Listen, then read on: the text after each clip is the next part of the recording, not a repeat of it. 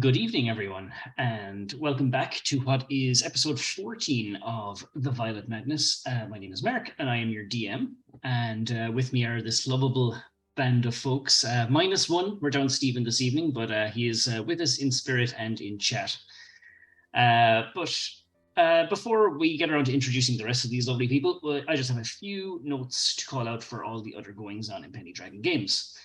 So, DM Jean sent me a little blurb for the Fellowship of the Fallen that streams this coming Tuesday, and it sounds like he kind of unintentionally created a little quatrain poem. It goes a little something like this.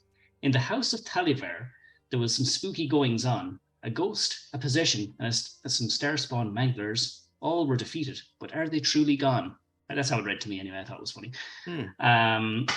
Then on Thursday, the 11th, this coming Thursday, our very own Ryan, aka Deranged Rhino, is back with another installment of Penny for Your Thoughts. And he has some questions for some guest DMs that'll be joining on, such as, why does this NPC have level 20 stats, yet he's in the game as a baker? Why does this character have abilities I've never seen before? Or, more questions like, if you see a player struggling, how would you as a DM help them and feel more part of the team? So definitely tune into that one.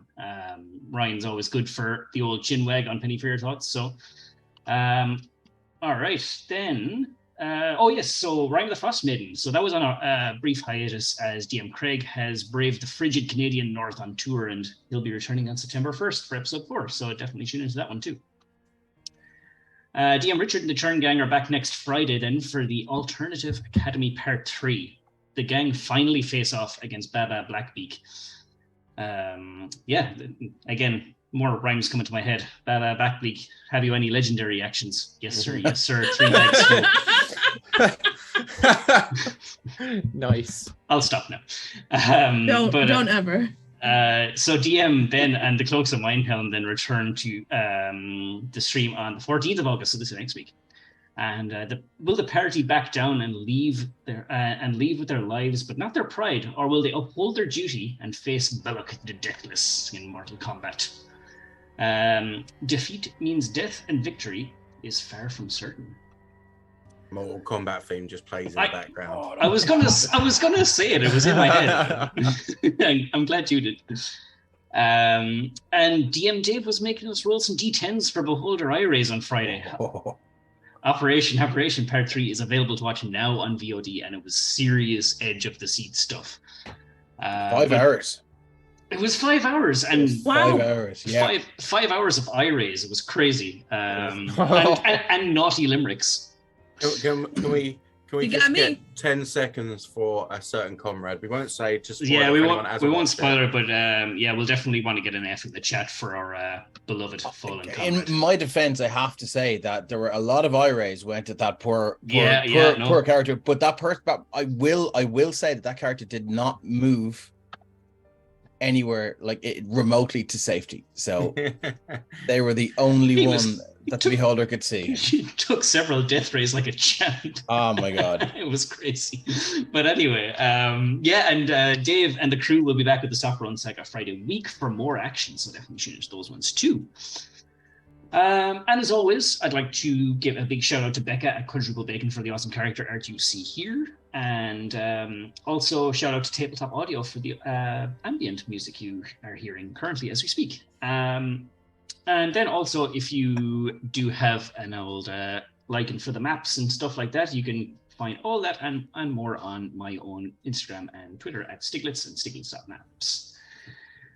With all of that out of the way, let's get into introducing our characters. Normally, I start with our heartthrob paladin, who is Sir Tyrion Shadowbane, but he is unfortunately off the scene at the moment. So let's start with Dave.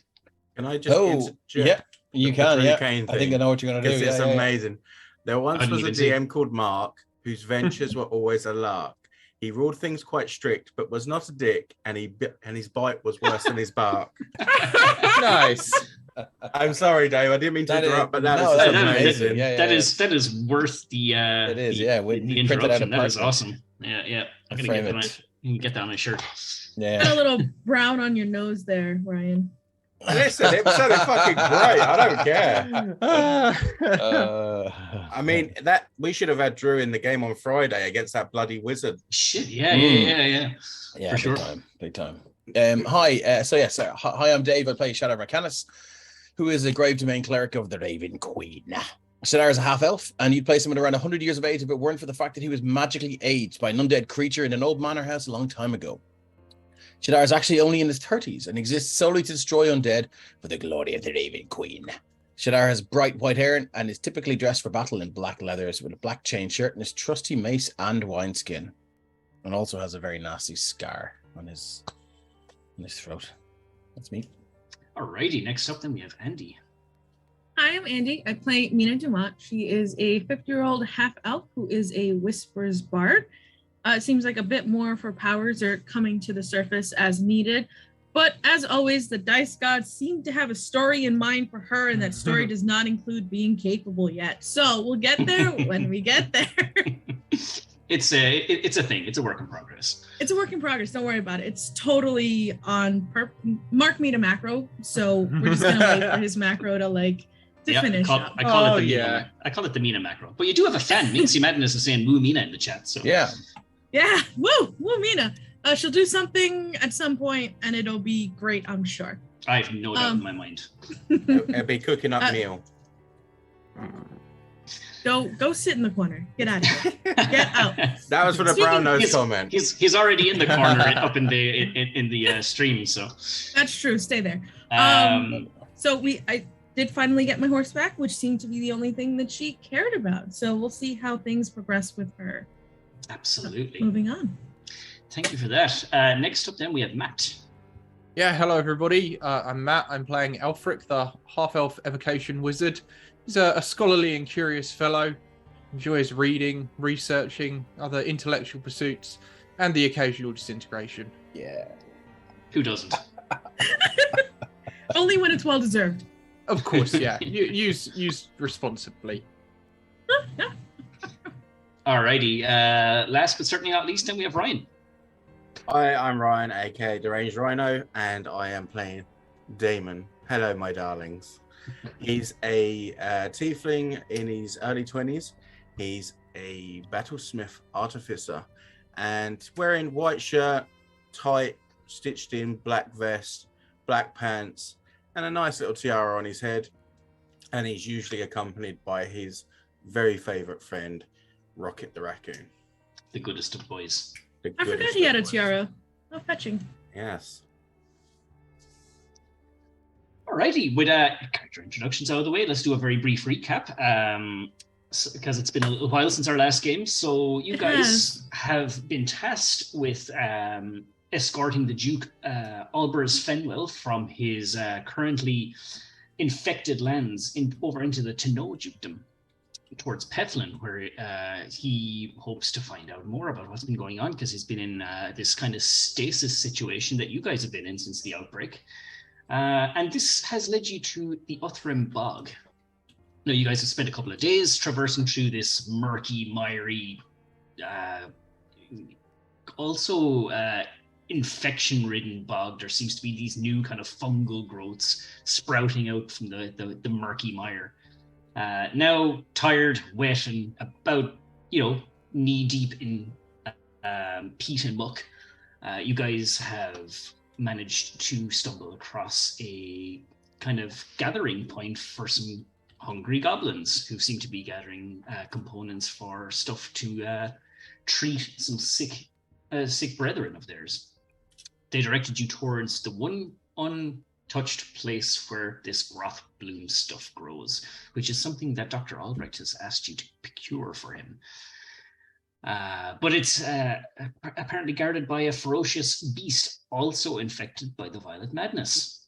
So I believe you guys elected to take the Duke to safety over in Merrin first, before returning to the Uthrim Bog to procure this stuff. And I think that's where you left it. Now, Shadar did cast a spell, I forget the name of it. Is it Find the Way or something like that? Find the Path. Find the Path. And that is directing them the shortest, but the shortest and fastest route, but not necessarily the safest. Exactly, so that is apparently the route you guys have taken. So we're going to bring you guys back to the bog, where you have just dispatched the goblins. And there we have it. So just to kind of refresh everyone's memories, the Duke and his guards are all following suit.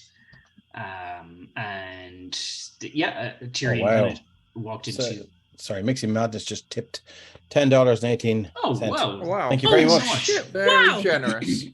I think that will give you, let me just see. Yeah, that does a thing, actually, doesn't it? Yeah, Inspiration for all characters or the DM. Or the DM, yeah. So one of those choices is way better than the other, obviously. Yes! Yay! Thank you, Minxie Madness. Very nice. That is amazing. That's okay, Minxie. That's okay. Does inspiration stack? Because that means I've got 2 then.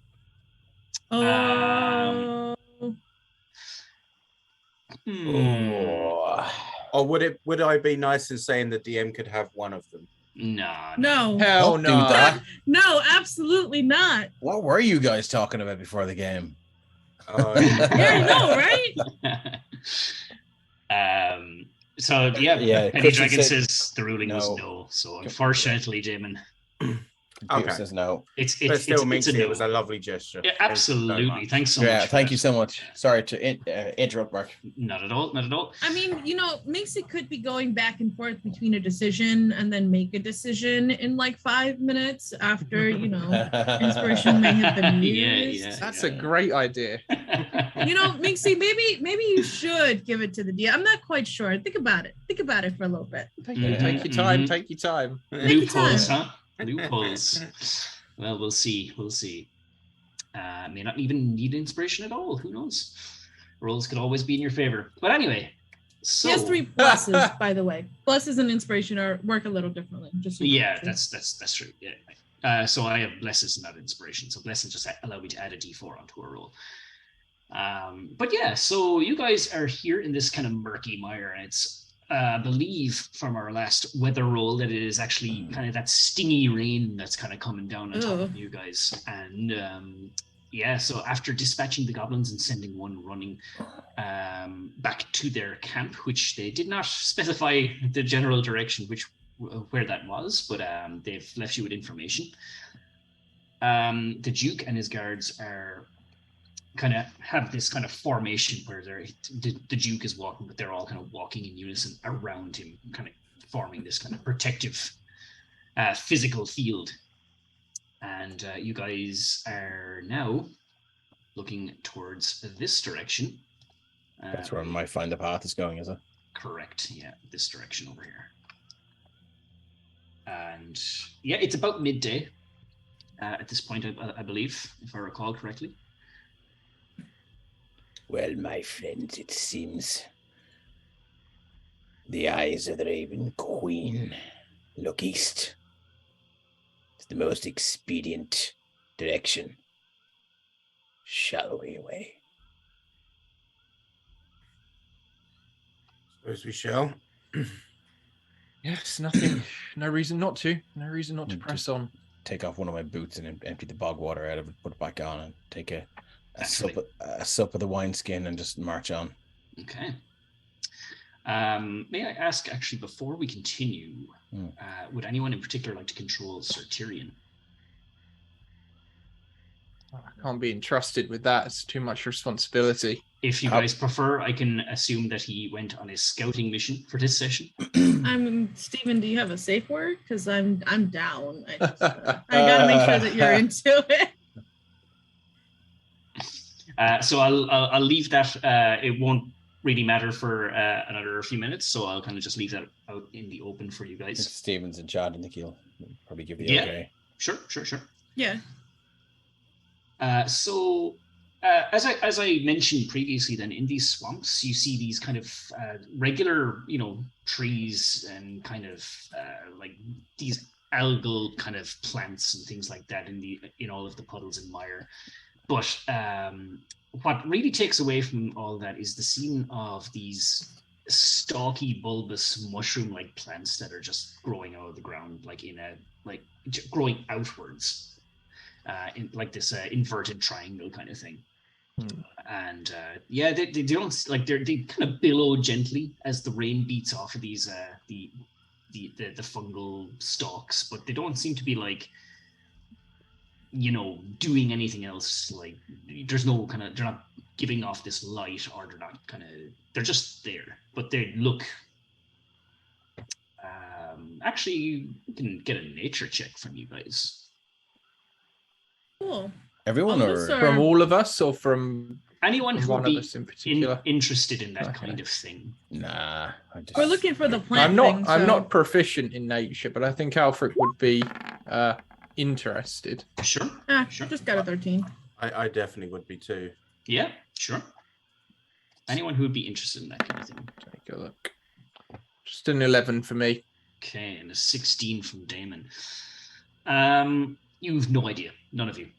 It's a species of fungus you are not. It's different to the stuff you saw back in Grendel, like all that fungal matter from, you know, the town that was completely overtaken by the violent stuff. But it does have that same hue, that purple hue. But it is, it's something you've never seen before. You don't know if it's safe or unsafe. But yeah, that is about it for the scenery here. Can I get... I'm going to get Rocket to grab some rather than me touching it. Sure. And I'm going to get him to... I can't put it in my backpack. Elfric, would you happen to have any containments or jars or anything? I certainly should have a vial or two, if that'll be sufficient. I just want to take a sample of this because... it's always wise. The bulbs at the top of these stalks are about the size of a tennis ball. Some a little bit maybe bigger, maybe a tad big for a vial. We could, well, I suppose we could wrap it in cloth. We absolutely. I wouldn't like to contaminate any other belongings in case they give off any spores or. Well, I mean, if I was to wrap it in a material, I don't have any spare, unfortunately. But if I was to wrap it in something, I would be able to put it in my bag, and it wouldn't be contained with anything else per se. I just don't have anything to wrap around it. I do have this paper for letters, but I suppose it'll do.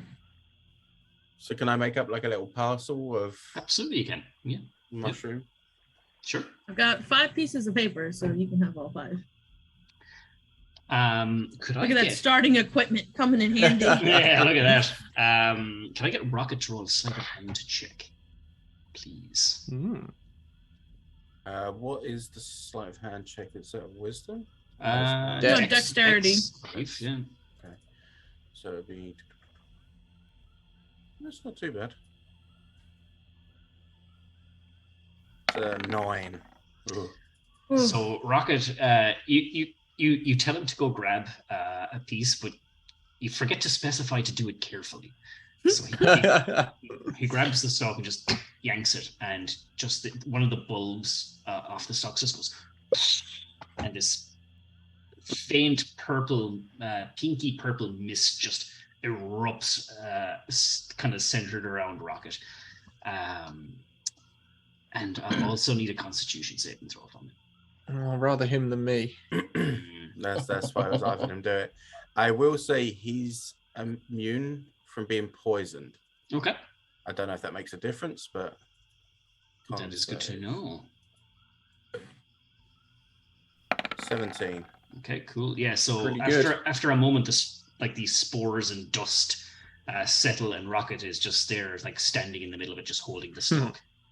he seems fine. Oh, Rocket. He's had a day. For about 5 seconds, you couldn't see him. The plume of spores was so thick, but then they just settled to the ground. Well, at least we've learned that they're volatile. Classic Rocket. I don't know if you still want to hold one of those in your bag. We do tend to get ourselves into some sticky situations. It would be inconvenient if it were to blow up. Might I suggest it could be cast as a weapon, though. That was more my thinking, was whether it would be something that could be weaponized. But yeah, maybe we'd be best off to leave it.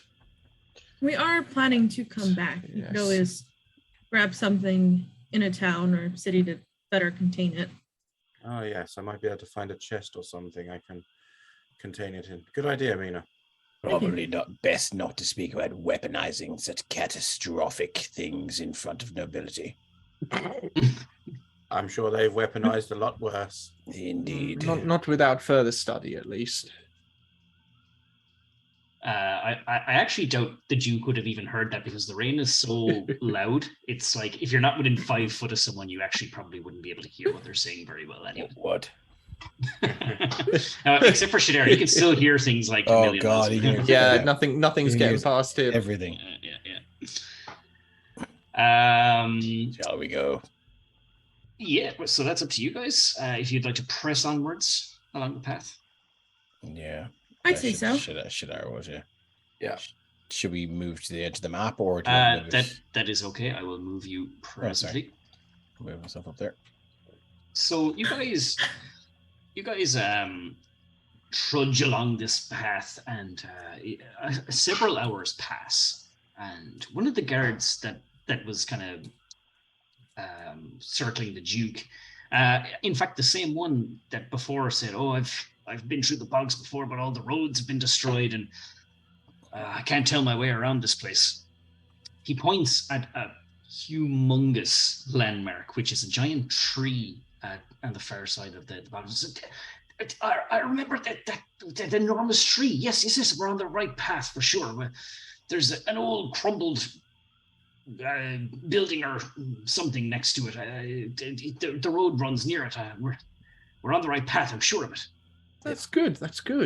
The Raven Queen directs my feet. I don't need your scattered paltry memories to tell me I'm in the right place. As he kind of, just kind of mumbles to himself, and he's like, "Well, I just remembered." I'll just kind of give him a pat on the shoulder, like, and a nod, like, thanks. Also, as a note, I'm having Rocket kind of walk about 10 feet in front of the Duke and the guards. Okay. More as a kind of, if something was to happen, it would happen to him first. Kind of like a minesweeper. Essentially. Good old Rocket. I thought you loved Rocket. Oh, I do, but he has a few tricks up his sleeve. He also loves repairing him. So the guard kind of naturally tends to veer the Duke closer towards this area because he knows that there was once at least a road or beaten path there. And about half an hour to 45 minutes later, you find yourself right up against this big old tree. I'm going to bring you up there, right? And you do pass this old busted up shrine. So you guys are at the bottom corner of this map. Nice map. Yeah, and what you do see is that it's a very cool map. Thank you. You do see that the fungal growths have gotten more prominent around here, and they seem to be quite tall. So the other growths seem to maybe be about 4 foot off the ground. These are blossoming trees of fungus that are range from anywhere between 8 to 20 foot tall. Are they luminous as well, or is that? Yes, they are now luminous, and you can see like little a mixture of like little bugs flying around them, and this mist can't be good, and things like that. Yeah, so you can see that these trees are now teeming with life. This is more the lavender madness variety than the violet madness variety. These are a deeper purple as well. Oh, deeper purple. Yeah. Where's the shrine to? That is an interesting question. You don't know at this point. It's right next to this river before this humongous tree. The tree is about 200 foot tall. So tall that its canopy just outstretches over the river. Remarkable. David.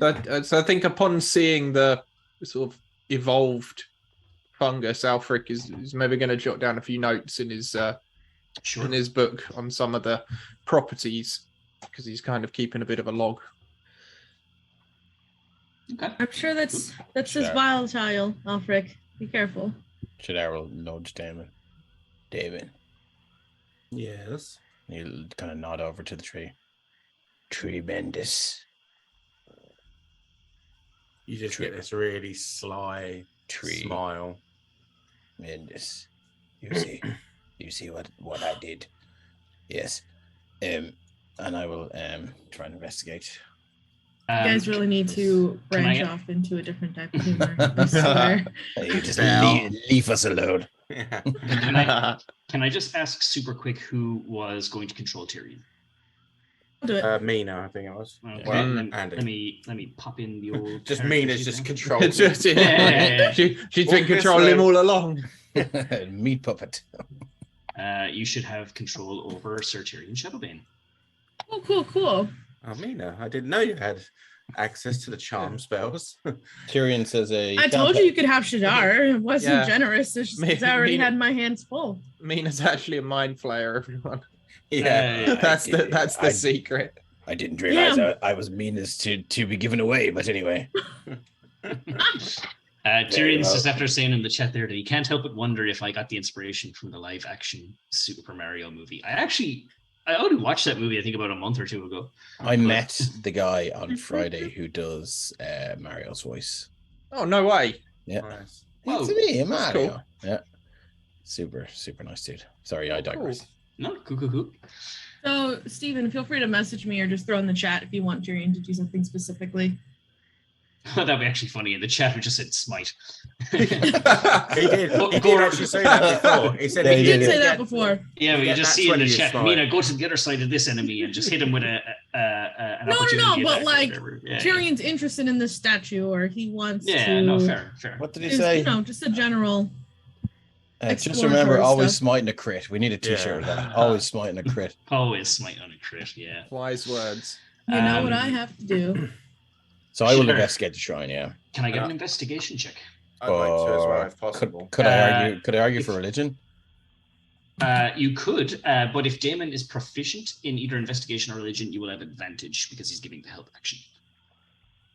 I am proficient in investigation, not religion. Okay, then that's up to you, Shadar. It's either investigation with advantage or religion with your better modifier. Oh, investigation with advantage, but I will give myself guidance. And I have to beseech the even queen to help me in my investigation. Here we go. Boom. 20 plus, give me a 4. 24, my friend. Oh, very good. Excellent. Take his holy symbol and give it a kiss and let it back down onto the chainmail. So first I'll describe what, any normal person stumbling across this place would see, and then I'm going to tell you what you saw with a roll of 24. So this shrine, you can tell it used to be a full structure, kind of like a small little kind of mausoleum type situation. But, 3 out of the 4 walls have been crumbled down. The back wall here is still kind of there, but it's at the top is all crumbled. There's no roof.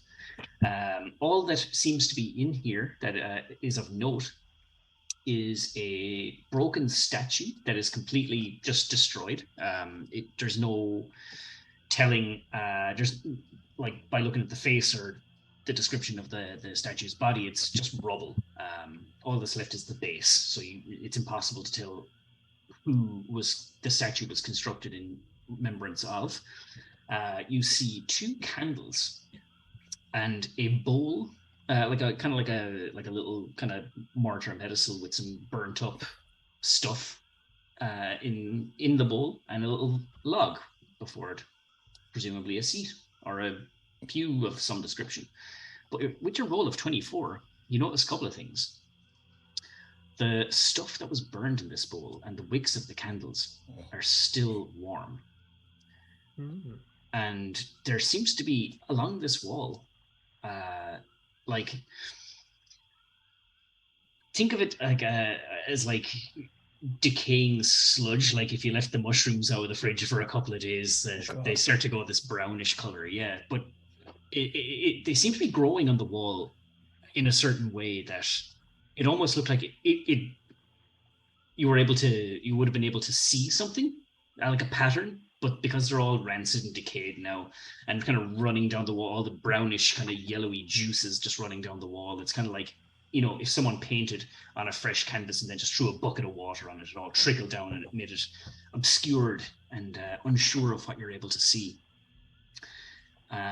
So it does seem like someone or something has done something here recently. The things on the back wall, are they still alive? Were they alive at all? You can tell that they were alive at one point, but they're all shriveled up and decayed now, and all just dripping down. They were dead. I'm just wondering, would a cure wounds do anything? So this is fungus we're talking about. Yeah, but it's still alive. Could be wounded. I would say no. That they're dead and decaying. Thank you for not letting me waste the spell. Speak with dead. Is this right here part that of could be a fun conversation? Sorry, Mimi, you were going to say something. Is this right here crumbled, or would Tyrion have to go around here to kind of get to the back of it? He would have to go around, yeah. Okay. If anyone is proficient or has the use of either a herbalism kit or alchemist supplies, you may be able to discern what was in that bowl. I do indeed. Ooh, interesting. So yeah, I'll take a roll. You just click on the thing. I'll put my hand on the shoulder and say, "May the Raven Queen guide you," and cast guidance. I think Tyrion's gonna go check out the other side.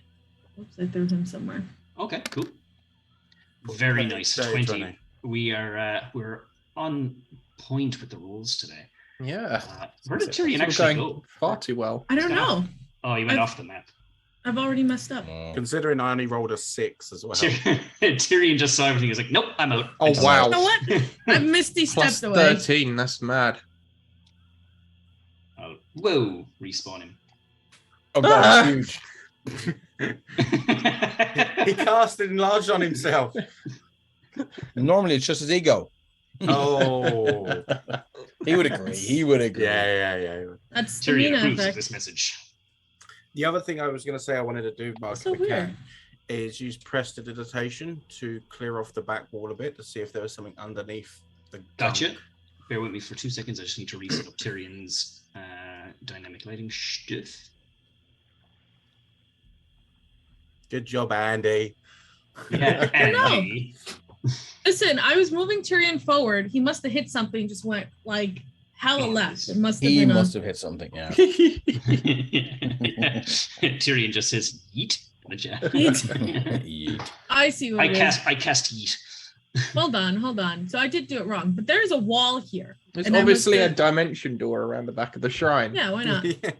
Yes. Yeah. So let me see here. So Tyrion goes around the back. You see not but several more of these weird fungal trees, and you can see that the normal leafed trees are starting to kind of shrivel a bit. The bark is trying to turn this kind of sickly, kind of grayish brown.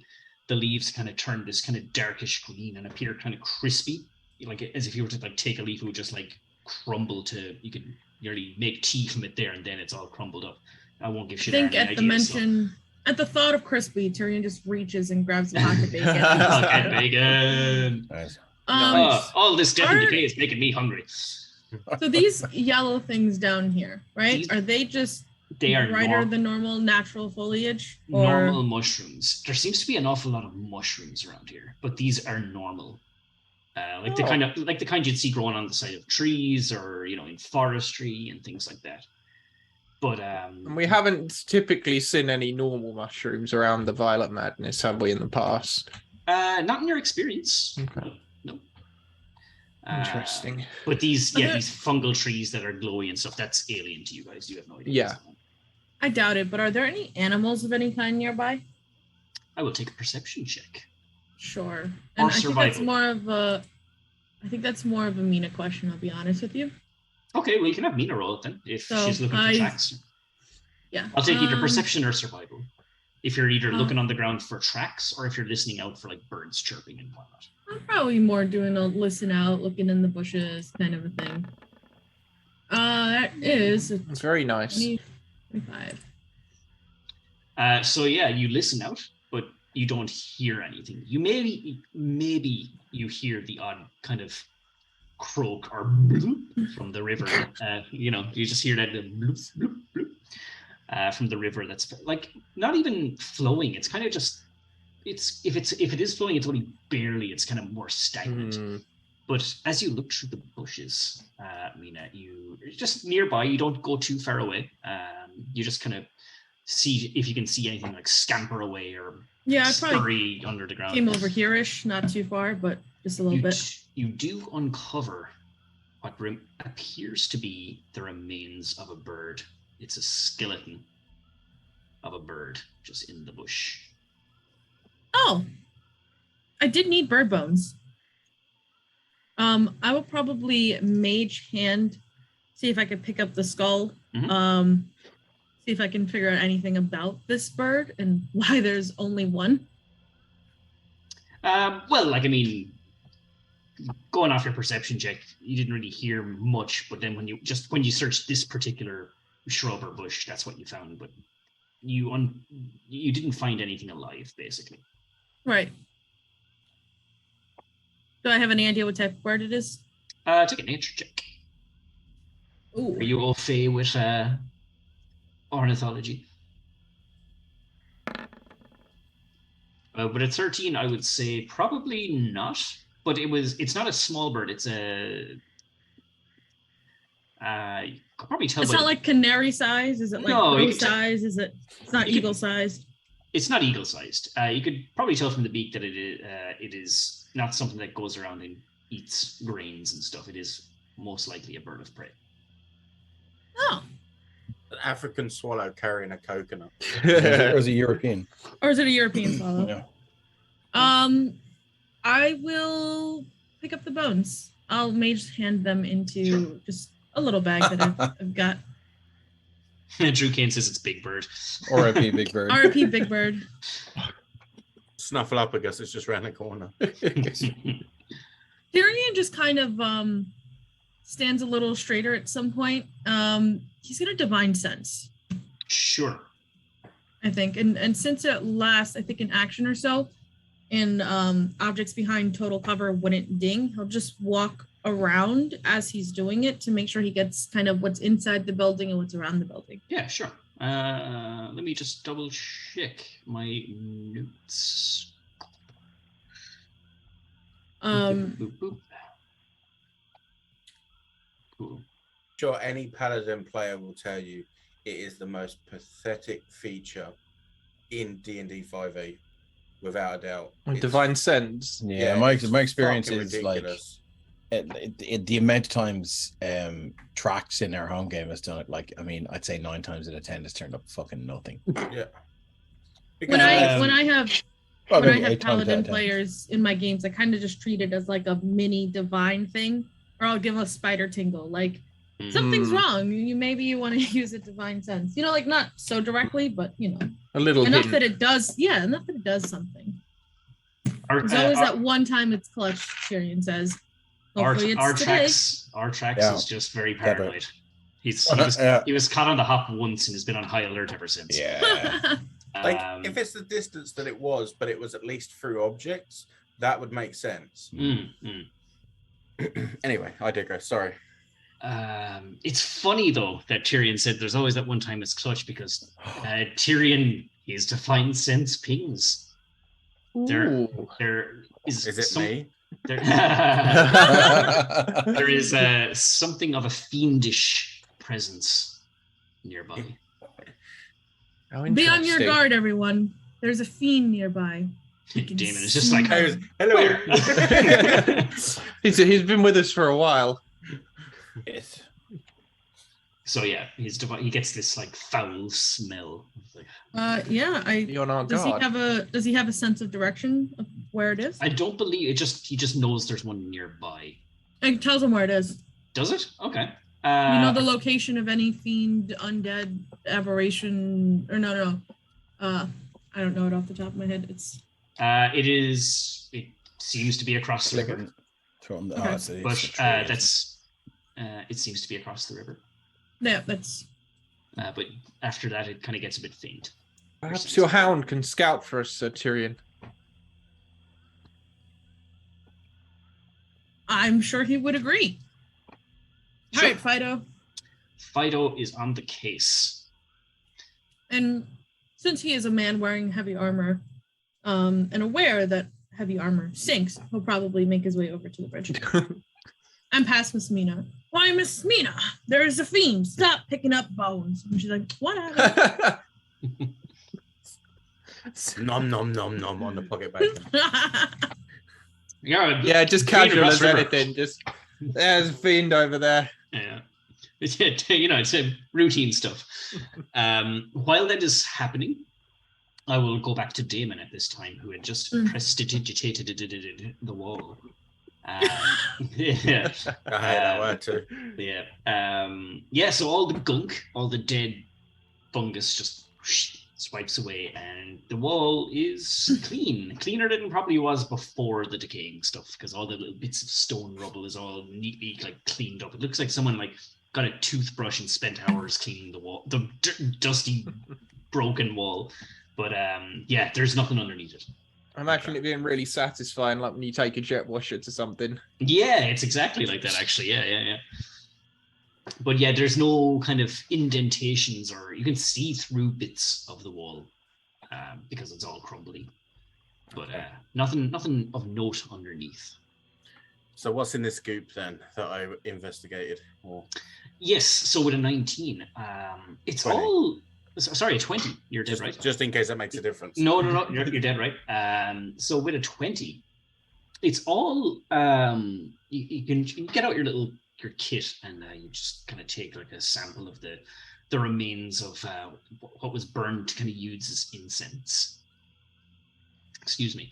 And you're able to take out a few chemicals and just do the swirly kind of chemist meme thing, and you can tell that there was bits of local flora used, burned in this incense. You can tell that some of the naturally occurring mushrooms were used, and also some of that purple gunky mushrooms in the trees was used, muddled up, and burned before this statue. Can I ascertain as to its nature and why? Not with an alchemist's tools. Is there another check I can do to see if I can work it out? Or I will take a. If not, then that's fair. But I just figured I'd ask. A religion check. Can I aid him with that? Absolutely, proficiency, yeah. And I will give you guidance as well. Okay, so you have advantage and guidance, Damon. What are your thoughts on this? Ooh, it's pretty strange stuff, actually. I haven't come across this mixture itself before. So as you're kind of using your kit and you kind of separate out all the things that you need to discern what the components are, Shadar kind of kneels down beside you, and he kind of looks at it and goes, the two of you, between the two of you, kind of come to the realization that in some ceremonies, in some rituals, incense is burned, and in certain instances, it can be used to channel another entity, and these components seem to have been burned, maybe to do something similar. It's hard to know for sure, because you'd have to be a mind reader to get the actual process down to a T. But you do know that in some kind of maybe druidic or other forms of religion or ceremonies, that they would burn incense to gain a clearer understanding for their for what they want to do, or what a person is to do next, how they get guidance. Augury or something? Kind of. It's more like a meditative thing. I'm very concerned if anyone's tripping on violet madness mushrooms.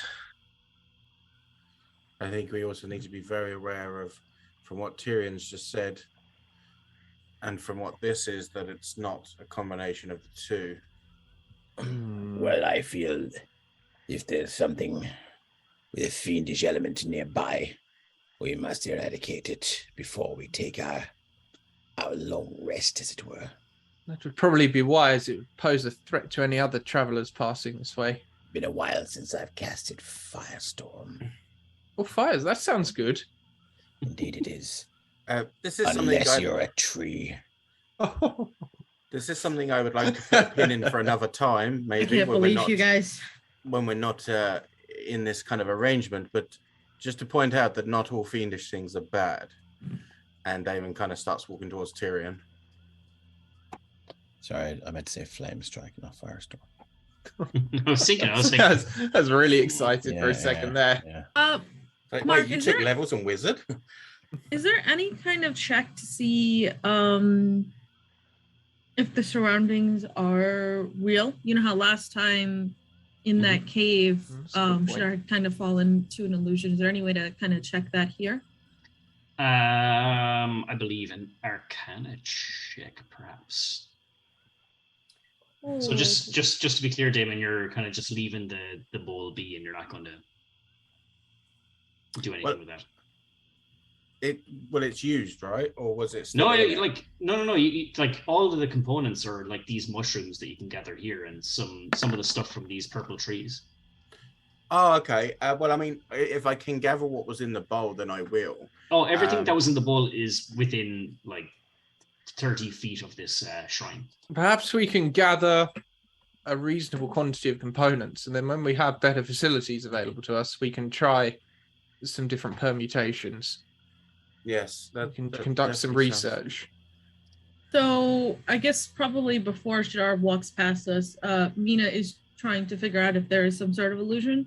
She got a 16 on the Arcana check. Doesn't seem to be.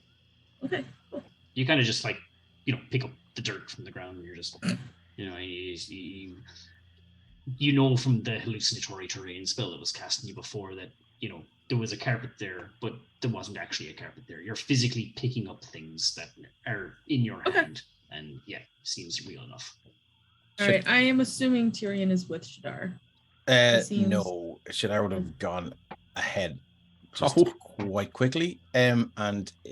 So when you guys were doing that, Shadar would have done that thing. Well, he would have made sure that you weren't watching, and he does that thing where he tests the bridge with his foot very quickly and make sure it's real. Raid! We have a raid from Actions and Reactions. Thank you. Hi, guys. Hey, everybody. All right, guys.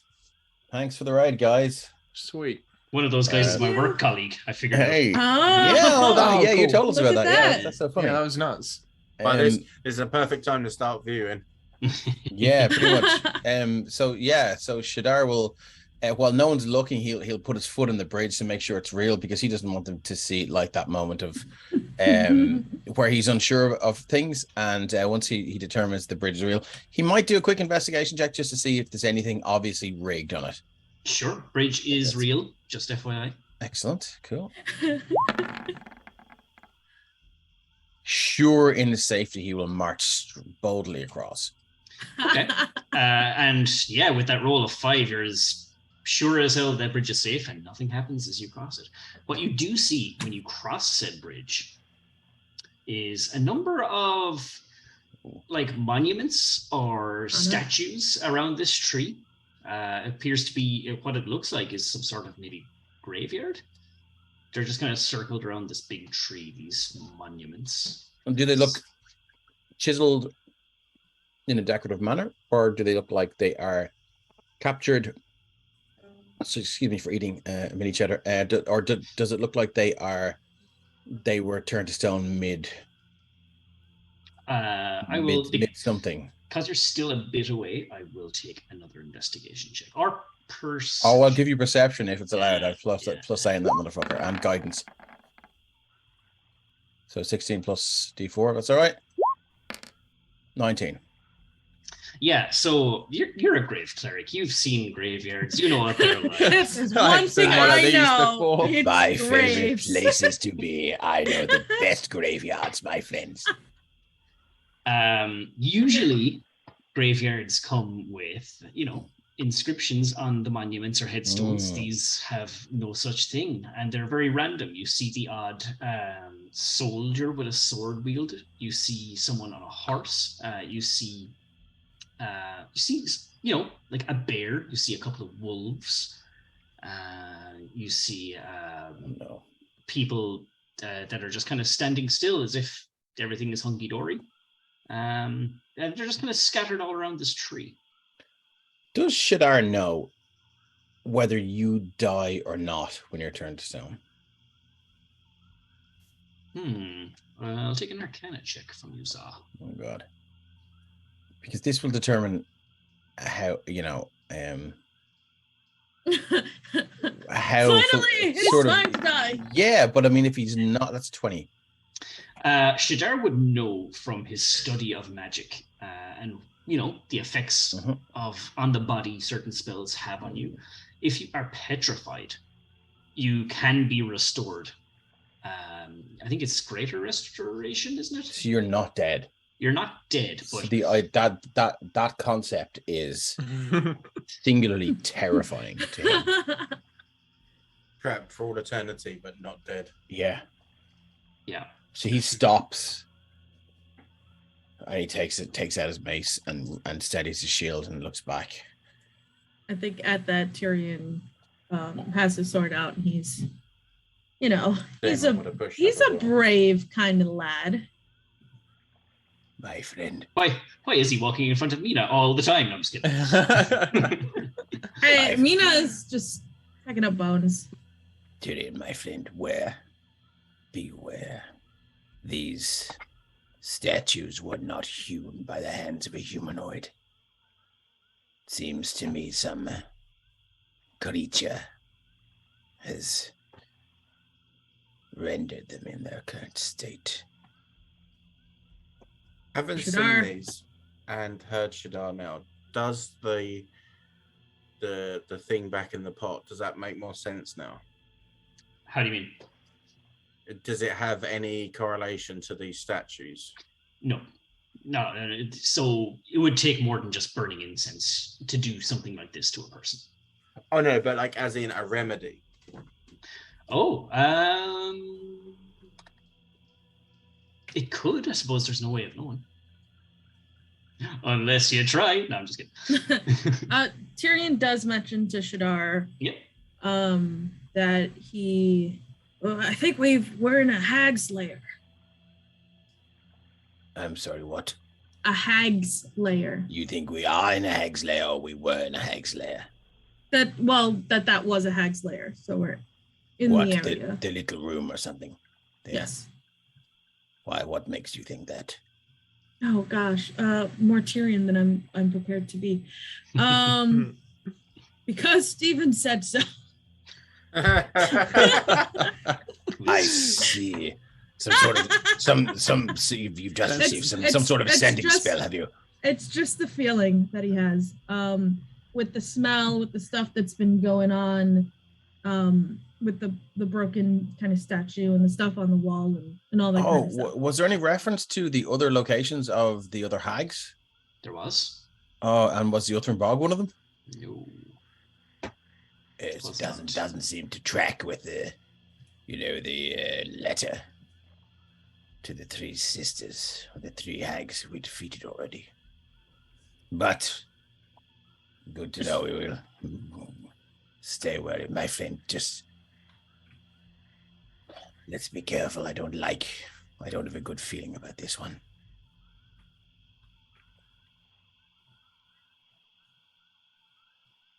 Very well. Should we announce ourselves? God, I'm doing so much role playing right now. You love it, don't lie. Tyrion seems like the kind of guy who's not afraid, and would in fact. Shadar. Now, as you step on into that area. Oh God. Not completely by himself. So yeah, as yourself and Tyrion are walking into this area of death. No, I'm just kidding. This kind of grove that is surrounded by statues.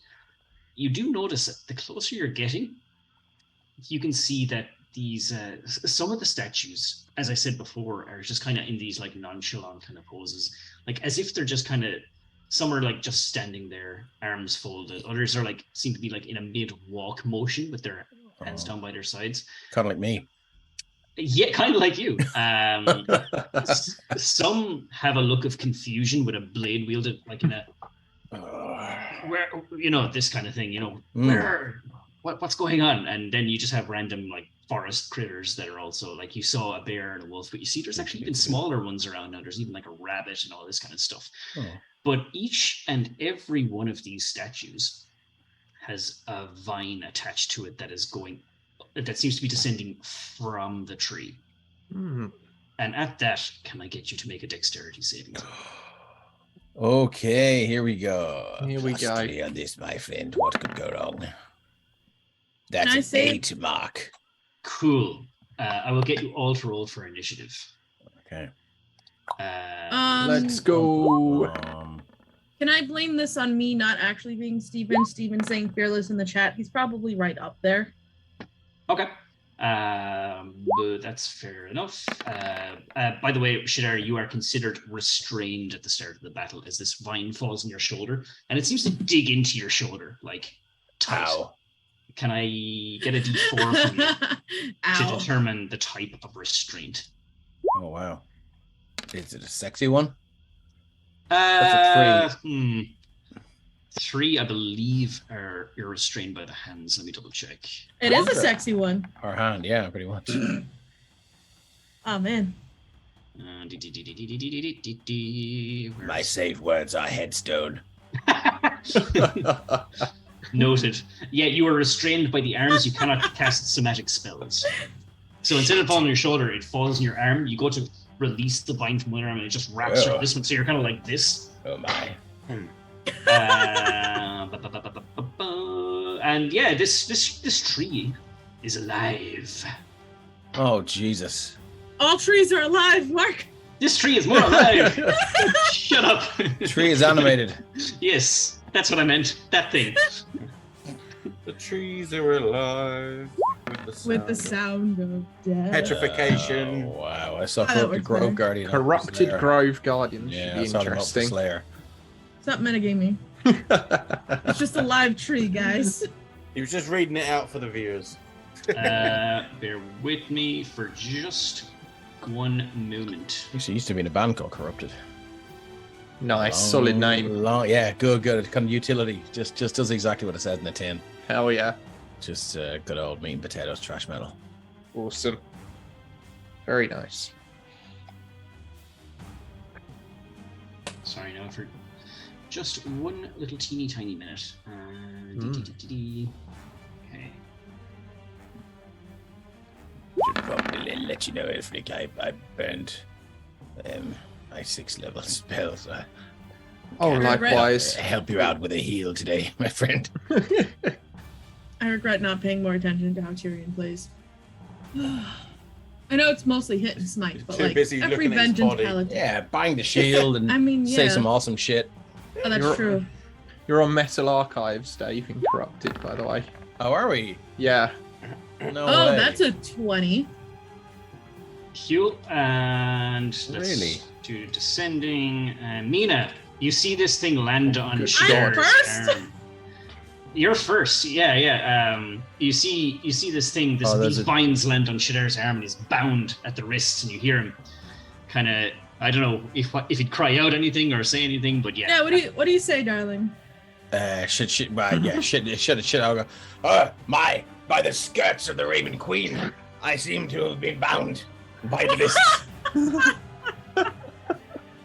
Actually, Mark, can I use my inspiration to reroll my absolutely. Oh, can I do the same thing? Absolutely, you can. I didn't realize I completely forgot I had it. Yeah. Maybe I won't actually go save. first. Yeah. And it's fucking that one. Christ almighty. And do you know why I got on that one? Because that was Ryan's idea. Yeah. Ryan told you to walk up to a scary infected tree. Would you do it? Probably would, yeah. I've got form for that kind of behavior. Wow, shit. Yeah. I just remember. All right. I think mine's still slightly better, but still. No, In Mina's expert magic opinion, that you can argue whether or not she has, but I definitely don't have. This tree that seems a bit more animated and alive than other trees, I would get the impression that said tree is a creature, right? So now that you're across the bridge, I suppose point to note about this tree, since this thing happened, your attention is turned to the trunk. You can see that this is a very obviously ancient tree because, given the gargantuan size of it. But you can see that in the knots and gnarls of the bark, you can see these pulsating, globules of purple stuff. And it's beating like it has a pulse. And you can see your attention turns up above where the canopy of the tree is just out like the roof of a hut. And you can see that the branches are kind of like little fingers above you, ready to kind of do its thing. This thing would seem has a mind of its own. So yes, you would consider this thing to be a creature. Excellent. So Mina's going first, but not everybody knows that, so maybe I can waste a turn. It's like a waste a turn. willow. I'm gonna waste a turn using a 4th level spell slot because it's only worked once so far.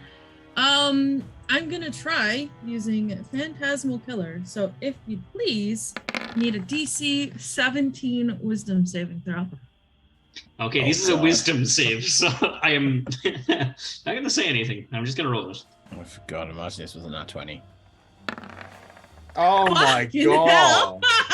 Oh look, Mina's doing that thing again that she swears is a really powerful spell, but looks like nothing. I'm sorry, Andy. Hold on. Is something going to happen, Mina? I will say there's no material component for the spell. I do not have to use my arcane focus. I'm not playing the drums. As far as you know, nothing's happening. Nothing. Oh, well, don't just stand there. That's even worse. Listen, you rolled. I believe she's frozen with fear. A 4 out of your initiative. I'm going right after you. Frozen in terror. Mina, dare I ask, is that all for your turn? You? Yes, that's all for my turn. Okay. So next up is not Alfric, but this creature that none of you can see yet, I don't believe. Oh god. Is it Mummy? Oh no. It is not. I just need to get the trajectory correct. It makes it to here. It seems to be this giant ass hornet. Oh no, where? I can't see it. It's there it is. Yeah, it's it there. Makes it to there. That seems to be just kind of hovering about 15 foot in the air. It's pretty big. It's probably about 2 foot by, like this, and 2 foot high. So 2 foot by 1 foot kind of thing. So big for a hornet, for sure. Then another one flies from out of the tree. Do I make you hornet, baby? Do I? 2, 3, 4, 5, 6, 7, 8, 9, 10. Makes it to there. Oh shit. Next up then is also not Alfric, but this. Oh come on.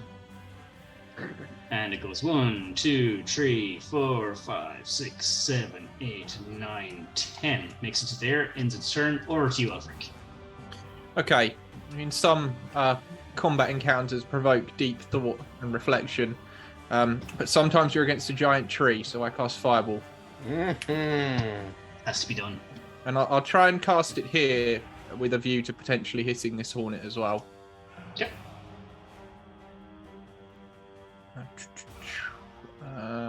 Fireball. Just at level 3. Dex save 18.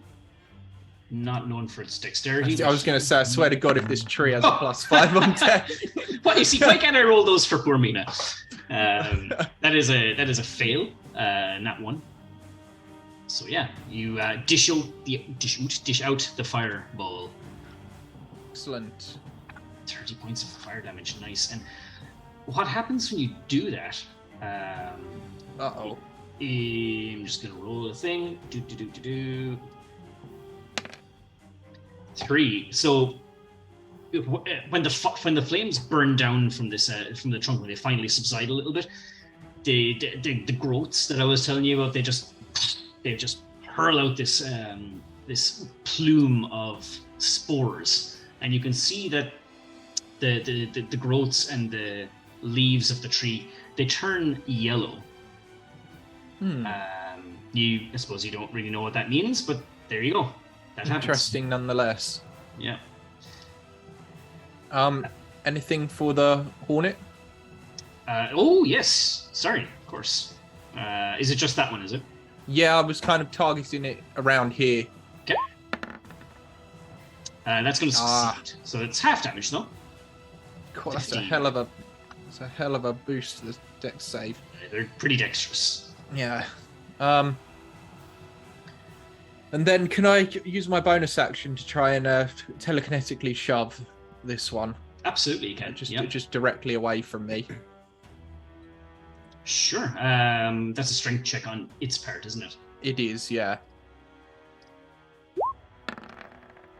It's a 16. I'm just figuring out what my save is. DC 8 plus proficiency plus... It's like an 18, I think. You're one more than me.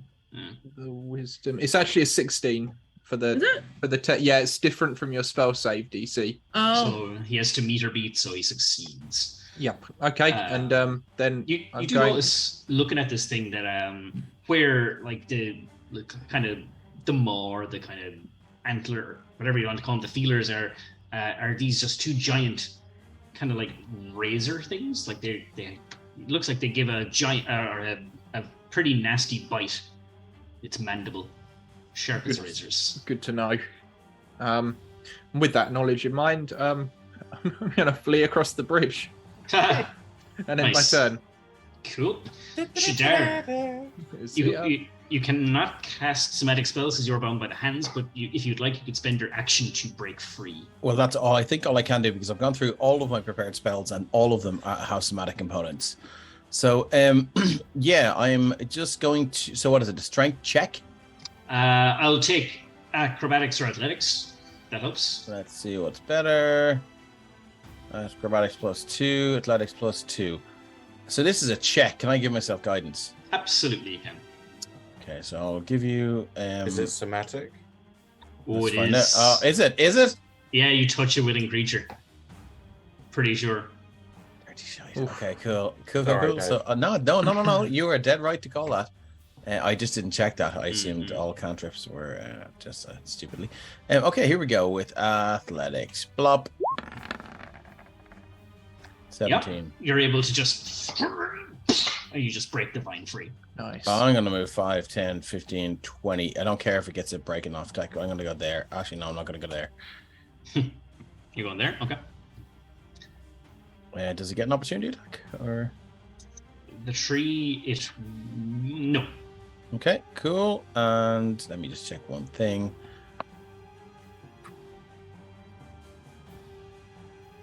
Bonus action, healing word, maybe. Does anyone need it? Just a quick look around. Could anyone do it? Any healing? No, I'm pretty healthy. Oh, okay, cool. Damon's alright for a sec. That's it for Shadar. Okay. The tree is going to take a legendary action and make one slam attack against Sir Tyrion.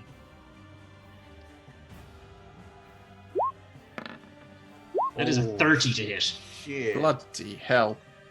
That will hit. Tyrion's going to take 21 points of bludgeoning damage. Cool. Yeah. Cool. Cool.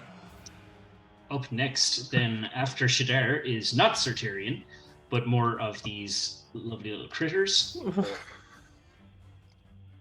I'm going to review now for brevity, because they're all up next. Jesus. Wow. So this one is going to fly straight on up to Sir Tyrion. Sorry, its reach is 5 foot. That's the wrong thingy. And it's just going to go at it with a stinger. For 17 to hit, I don't think that does anything. Not gonna do it. Yeah, that pings off the armor. That's all it can do. This one's going to go 1, 2, 3, 4, 5, 6, 7. Right up in Mina's grill, and it's also going to come out with the stinger. Oh, shit. That will do it. Oh, shit. I'll roll a D100. It's gonna be one of those streams, isn't it? It's going to be one of those streams. I hope it's not. Let me see. D100. It's a 38. You are able to maneuver towards your opponent while attacking and attempt to harass them. So this Hornet is definitely harassing you. It can choose to grapple you, but it's not going to do that. So here comes the damage. So I could probably use that healing word now. That is going to be 25 points of piercing damage, and I'll need a Constitution saving throw. Mark, sorry, I stepped away for a quick second. Who was that critical hit on? Mina. Who? Guess who? I use Sentinel. Can I use Guess who? Sentinel at death's door to make that not a crit? Yeah, absolutely. It'll be just 13 points of damage then. So so Shadar will just kind of reach his hand out and go, "The Raven Queen's wings fold around you, my friend. Not today." It's a great ability. That is a great ability. So he will cancel that crit, so it's just a normal hit. Okay. So Well, I'm poisoned, I think. You too. do feel the effects of. So as this stinger connects with your skin, you look down and you can see. Wait, hold on. Do I have a plus? Oh, I do. You have I two, will use yeah. that. You have inspiration as well, actually. Yeah. Well, that's a 13. I so. wouldn't have done it. So yeah, never mind. You are not Lovely stuff. poisoned. Oh, Poisoned at all. Yeah. Okay. Cool. thanks, Dave. Yeah, that was awesome. Sorry, I stepped away at the wrong time. No problem. It's all good. Next up then is this last dude. He's gonna go 1, 2, 3, 4, 5, 6, 7, 8, 9. Make it to there. Not much you can do. So over to Tyrion. You're being very swiftly being surrounded by these hornets. Yeah, and this seems like a great time to cast haste. Yeah. So he is going to cast haste, and then I think I don't think there's really a preference. There's just a bunch of hornets. I'll probably just whack this one. Sure. Roll to hit, my friend. I have so many ways to attack people. Oh, I can just imagine Steven watching this, and he's just like, Yeah. Smash it good. sorry. Oh, I think it is just the 11. Hold on, I don't actually know what haste does. It just doubles your movement and gives you an extra action. Yeah. You will be extremely happy to learn that an 11 hits. Oh, Plus 2 to your AC as well. that's interesting. Thankfully, I have not embarrassed Tyrion, just myself. So that is 10 points. 10 Of points damage. of damage. Boop. Actually, I'm going to put a little yellow token beside the tree so I can remember what color it currently is. Oh, Because it erupted in yellow spores and changed to a yellow color. Oh god. Okay. That might have been when you stepped away. So Alfred hit it with a fireball and it reacted by changing color. I'm getting vibrance vibes here. Yeah, I do like colors, don't I? Yeah. that's nice. All right. I don't think Tyrion can do anything else. Yes, oh wait, he's he has gonna an attack extra again. attack. He's got more than one attack. Yeah. He's got 2 more attacks. Yeah. All right, and then that one's a hit. Now, you may need to hold off on that third attack because the second one is going to kill this hornet. Oh So yeah, yours. then step forward and attack the other one. Okay. Sweet. Duh. Duh.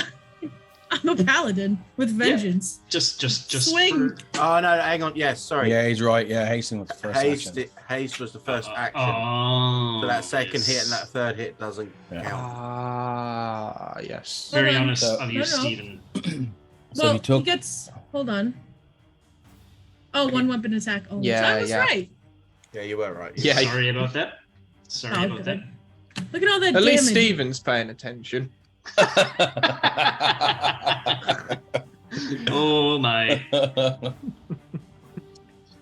Sorry, I'm Andy. doing my best, Steven. No. You're doing. I actually forgot that haste was the action as well, so I'm right there with you. Yeah, I did too. Bonus action wise, is there anything else you'd like to do? Not this time. Alright. Does he have like what's it? Not Shield of Faith. The only thing I know is he's got the Misty Step bonus action, but No, that's a bonus action. Yeah. Shield of Faith. That should be bonus action. No, but then it's both concentration spells.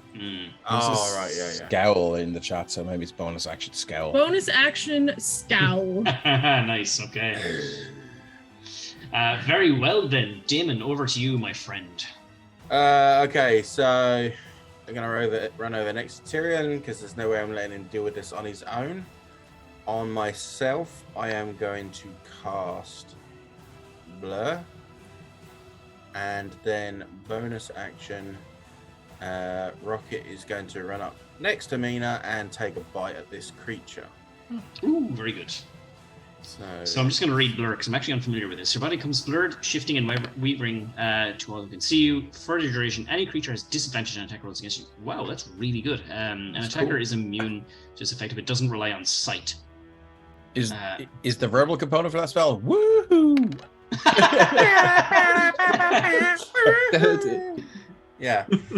So that hornet takes 7 points of damage. This one here? No, the one next to Rocket. Oh, sorry, Rocket. 7 points of damage. Because I'm assuming a 19 hits. Absolutely does. Yeah. Big time.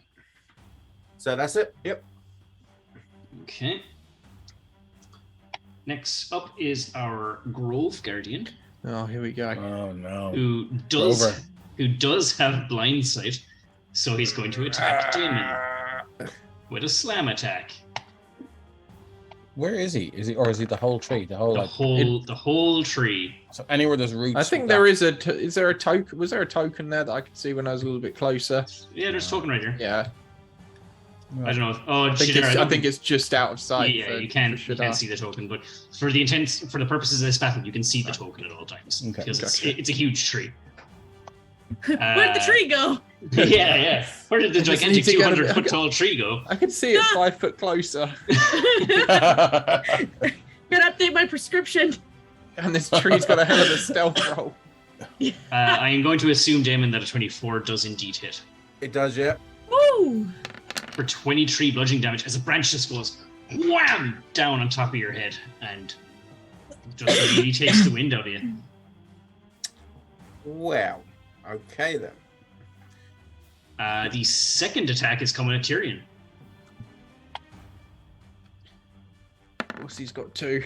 It's a 17 to hit. Okay, yeah. So Damon's first one hit with the big branch to the tree, and Tyrion looks up, sees another one coming. He's like, whoop, and sidesteps that. And yeah, that's all. Let me see if that is the action economy of Latry. Latry. It is.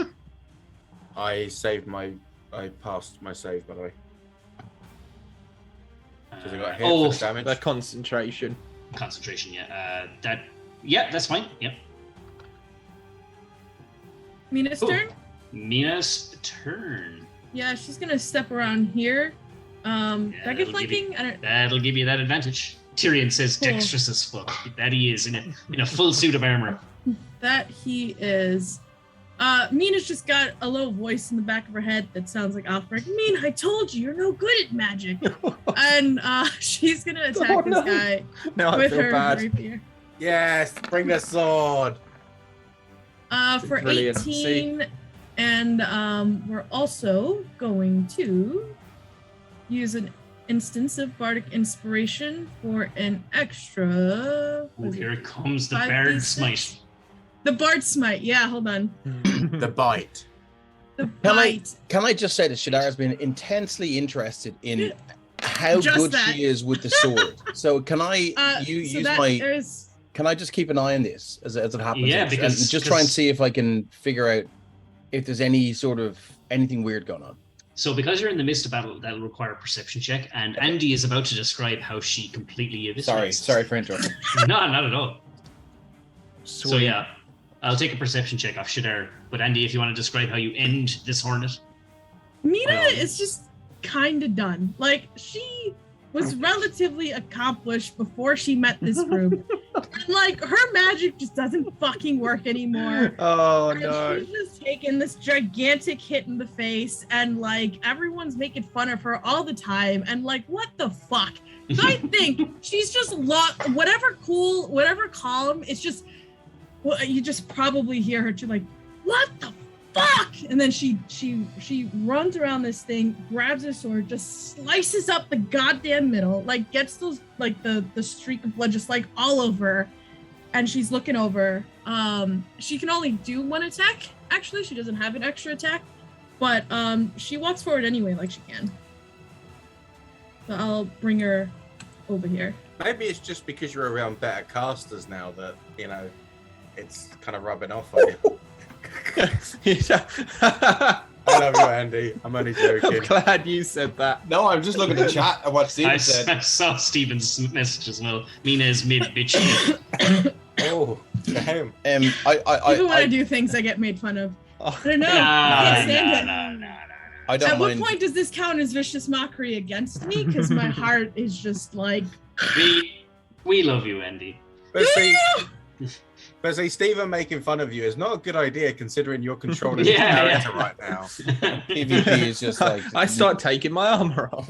Yeah. Steven's the PvP incoming. PvP is just like Andy and Mark on stream for the next 2 hours. Yeah. As Mina fights Tyrion. I have been such a good sport about this, guys. Don't you? No, you have. Okay. Are you okay that with me making that is check Mina's- after? Sorry, Yeah, I'm so yeah. sorry. Oh yeah, make the perception check. Go for it. Are you okay with me making that out of the combat? Do it. Out Yep. of initiative? Yeah, okay, cool. Just wanted to check because it's usually an action in combat. I know, yeah, but sure. Cool. Just wanted to double check. 24. Rule of cool and all that. Cool. You definitely see this happening. Mark, do you want to describe it, or should I, or do you have a way that? No, you go ahead. So it's the sword. It's not the sword. With the 24, like she's definitely doing like it's an attack with the sword, of course, but it seems like there is something magical happening to the creature that's not just part of the melee attack. Like there's something else that she's doing. There's some weird ways that the bodies have kind of spasmed, or eyes have rolled in the back of the head, and stuff like that. So it's not like she's an accomplished swordsman. It's just that the sword is doing something. My God, by the sandals of the Raven Queen. The skirt, the sandals, the... Oh, don't worry. The whole wardrobe's incoming. Yeah, Next I was few thinking exclamations. where that came from. Right down to the toothpick. Sorry for Mina is done. All right. Next up is this dude over... Actually, no. Grove Guardian is going to take a legendary action. Oh, Mina, can I get a dexterity saving throw from you as a vine drops from above your head? Oh man, I'm just far enough from Tyrion to not get any help.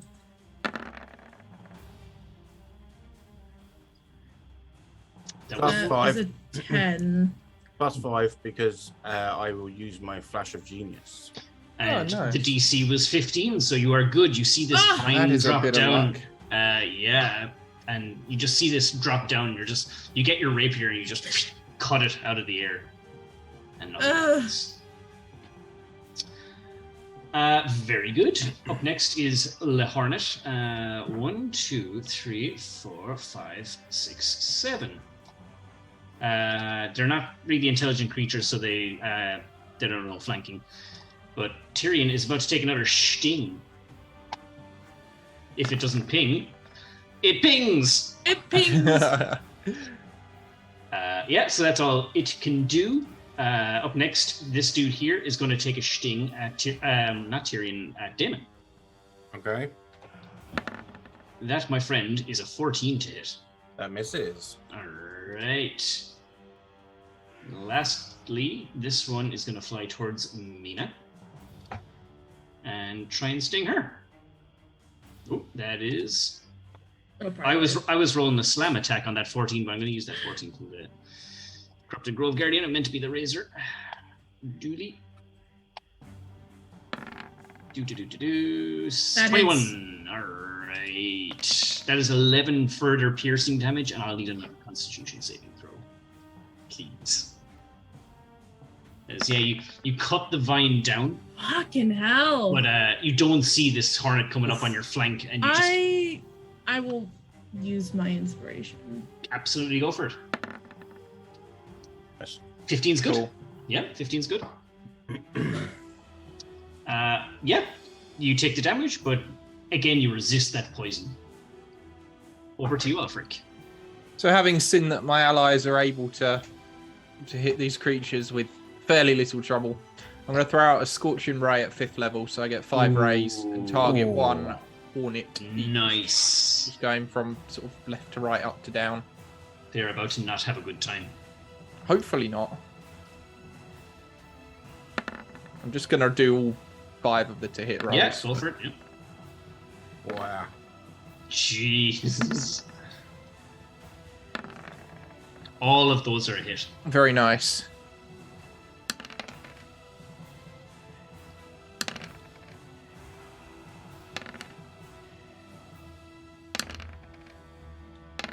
And yeah, so Alfric just pulls his wand out, raises it in a crescent above his head, so these 5 small orbs of flame surround him, then lunges forward with the wand, and these arcs of fire just shoot towards his many victims.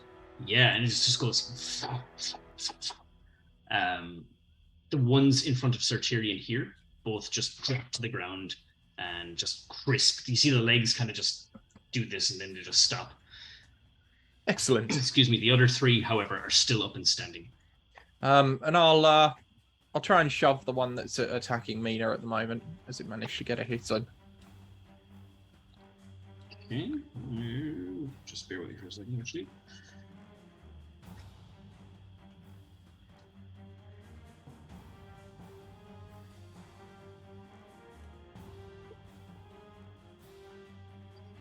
Okay, so sorry, Matt, you were saying... Yes, I'll try and shove this hornet Okay, away from Mina. So that is a strength save? Yeah, with a DC of 16. There's an 18. Oh, strong hornets. They're stronger than they look, apparently. Yeah, very well. I end my turn. Very well. Shadar, over to you, my friend. Shadar will step forward to here. And he will say, so you're saying that all of these roots here are connected and they're part of the token? Yeah. Okay, cool. So that means the creature is within range. No. So these are about 200 feet up in the air, these branches. Okay, so... Oh, wow. I need no, sorry, maybe half. That doesn't matter. I'm still in range.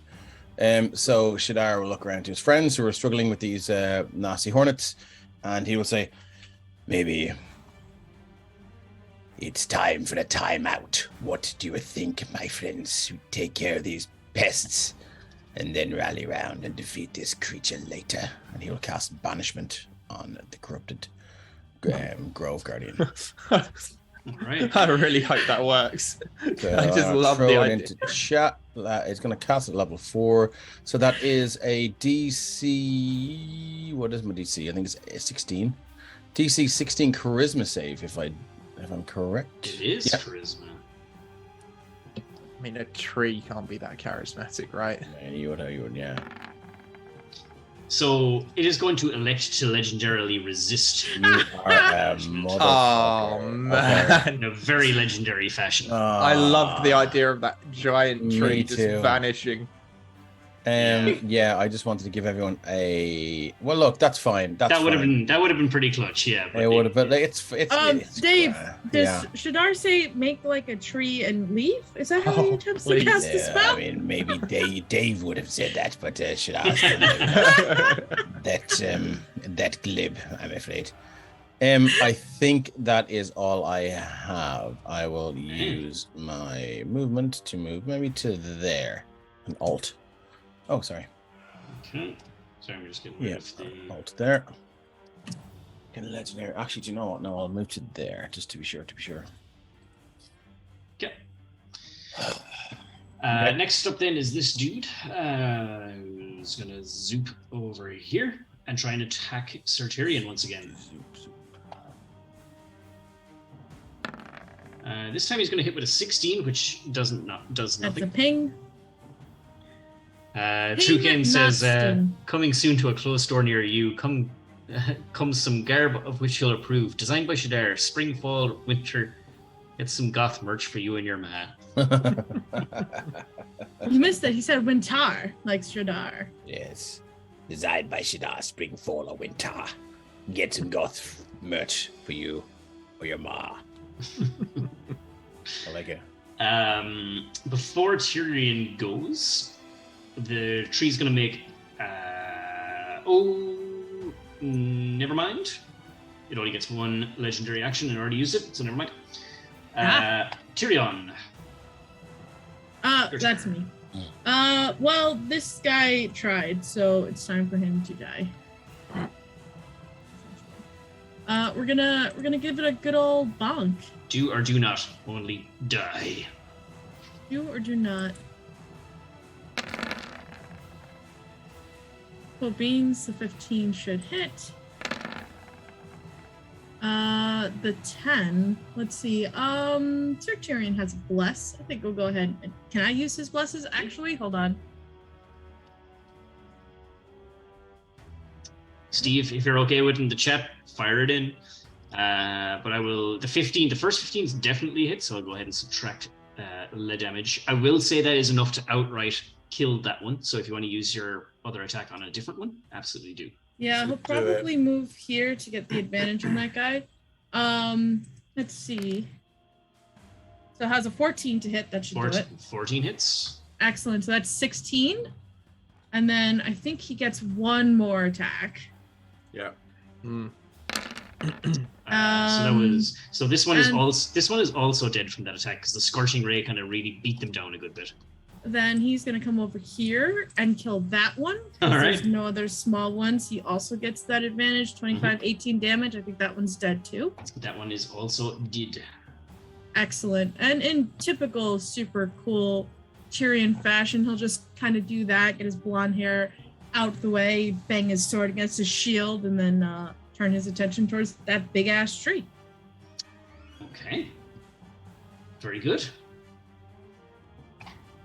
Damon, your turn. Well, yeah, it's just a tree, right? So Damon's going to run up. Theoretically. He's gone for it. Theoretically.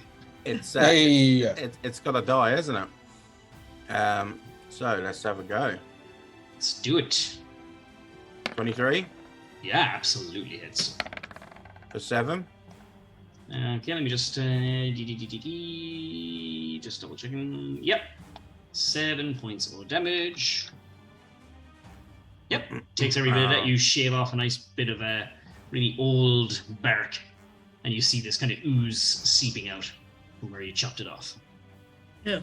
Okay, so as I hit it and do damage to it, this kind of reverb energy comes back off the tree, and I get 3 points of healing.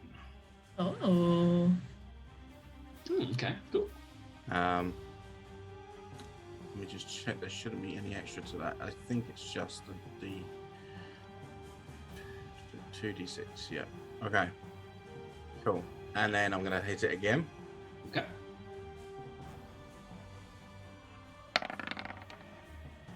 $11. I will use. Do I have a bless? I don't. So no. That's it. Okay. Unfortunately, 11 is not going to hit. And then Rocket will 1, 2, 5, 6. He's gonna move up as close as he can get to me. Okay. That's it.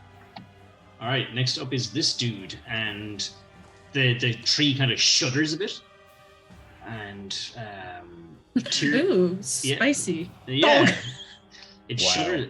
It shudders a bit. It shakes, and you see leaves kind of like fall pretty hastily to the ground. I think it was Shadar that did that perception check earlier. That bloop, that was coming from the water seems to become more prominent. And now this token looks like it's a whole bunch of spiders. Oh, Jesus. But what it actually is this. Think of like a giant bullfrog, but it's violet and bulbous, covered in shrooms. Nice. Further up, a humanoid infected creature crawls out of the river. Oh, God. And then I thought we dealt with the minions. Me too. Yeah, but you didn't. Evidently. And another one pipes up from this little pond down at the bottom. And I'm going to roll some initiative for them.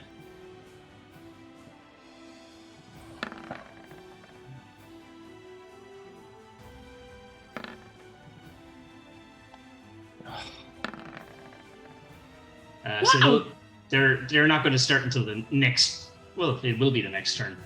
But the tree gets to start and use its action, and it is going to use a slam attack.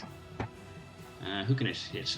Well, Damon, because Damon just went up and tried and stabbed the tree. You tickled him. A 28 to hit. Yeah. Bloody hell. For a further 21 points of bludgeoning damage. The second slam attack is coming at the next threat it sees, which is Rocket. Rocket! For a 15 to hit. Just. Okay. As a wizard, it's so scary that he gets a 15 when he rolls a 4. Yeah. It is a giant, huge tree. I'm like never crossing this bridge. Those slams are gonna hurt big time. But yeah, 18 points of bludgeoning to Rocket. Okay. Rocket's still looking more put together than Damon right now. Okay. Up next is this humanoid infected creature as it makes its way downtown as I look for its character sheet. And there it is, because I need to know its movement speed, which is that. Perfect. So this one looks different to those humanoid fungus creatures that you saw back in Grendel? This one looks different. It looks like it's more agile, and it's kind of just very rigid in its movements, but it's fast. Very fast. 1, 2, 3, 4, 5, 6, 7, 8. It is... Just double check. Its reach is 5 foot, so that is all it is going to do. So Mina, over to you. Me. This. Oh, shoot. I was planning Tyrion's attack. Wrong character. Okay. Mark, why don't you just roll the wisdom save and we'll get it over with. I'll move closer, but you know what I'm gonna do. Just it's fine.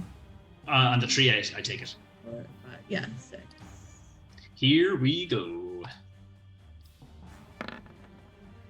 There's a 12. Wait! Did I do it? I think you did. I didn't do anything yet. What? It's immune to psychic. What? Hold on, I don't actually know what the spell does. I've never cast it successfully before. Oh, actually. Ooh, that's interesting. Oh. Legendary save. If you're gonna legendary resist, just do it. Do it, Mark! It's immune to psychic damage, I'd Put us say. out of our misery. It used its only one legendary resistance. Okay, great. Interesting. On a failed save, the target becomes frightened for the duration. It's at the end of each of the turns before the spell ends, the target must succeed on a wisdom saving throw or take 4d10 psychic damage. Which I already rolled as 20. So okay. At the end of its turn, if it fails again, it'll take 20 damage. Cool. I was about to say it's immune to psychic, but it's not at this time. Oh. In fact,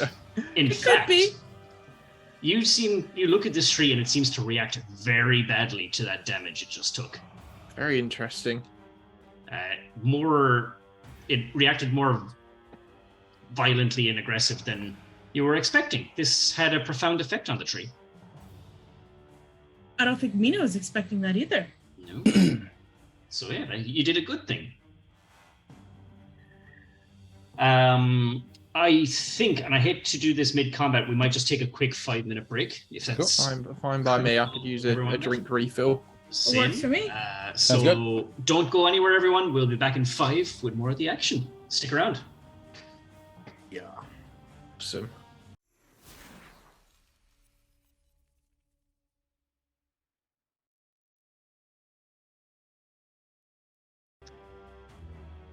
Welcome back. That's Mina's turn. Yeah, we're right back into the action where Mina has ended her turn. And up next is this kind of weird, kind of froggy-like creature. It's the best way I can describe it. It's like this, it's like this infected amphibian that's kind of just has all these abnormal kind of fungal growths all over it as it drags itself out from the bank of the stagnant river. Of course. It's gonna go straight up to our good friend Sir Tyrion. It's Kermie. Now it's time for you to pay. That's a good impression. He is going to Croak it. Hey. He is. He's gonna self-destruct all up in Tyrion's grill. Can I get a dex save? Wait, what? Oh god, it really advantage is. on these. A burstling. Yeah. I figures, Oh I my guess. God. Little bastard. I need a dex save from Sir Tyrion. All right, I have advantage on these because I'm hasted. Oh my god. I love that. It's Tyrion should have an inspiration, but I don't know how that. Oh, you can't double down on advantages if you already had advantage from haste, though. Okay. Well. Oh shit. That's fun. Can you imagine his burstling is like 30 years old and has never used that ability? And he's like, "This is my time. Let's go." Boom. Tyrion is going to take 18 points of acid damage as this thing just scurries up to it and just goes. Acid just this collection of acidy goop it had in one of its like oversized growths just explodes. But as a result, it also dies. So that is a one-trick pony kind of thing. Alfred, over to you. Ooh, so we got another burstling down there. We got this. Yeah, you just saw what that thing is creature. capable of. Yeah, I feel like our frontline crew are more than capable of dealing with these minions. I'm gonna go all out with the Scorching Ray. Actually, I'm gonna launch another 5th level Scorching Ray, my final 5th level spell slot, and just all of them directly at the tree. Absolutely, go for it. Okay, let's hope I get rolls like last time. He says. Yeah, you put it out into the ether now. It's. Oh wow. Oh.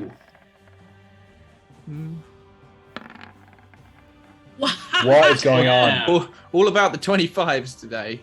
1, 2, and 4 hit. Makes the others sense. Miss. This AC is 25 or less. I don't know what that means. Alrighty, so an for a cumulative total of 35. 35 points of damage. Wow. Lovely stuff. And again, Alfred, when you hit it, it erupts with more of this like gunk, this dust, this mist. And this time it is of a blue color. Oh, Very interesting. Damon, you are also covered in this stuff. Oops. it doesn't seem to be suffering any less from my mental attacks now, does it? Interesting. It seems to have shaken it off a little bit, actually. Okay. Yeah, it's not shuddering as much as it had used to. Alfric, anything else from you? No, I'll call it. I'll end my turn there. Okay. Over to you, Shadar.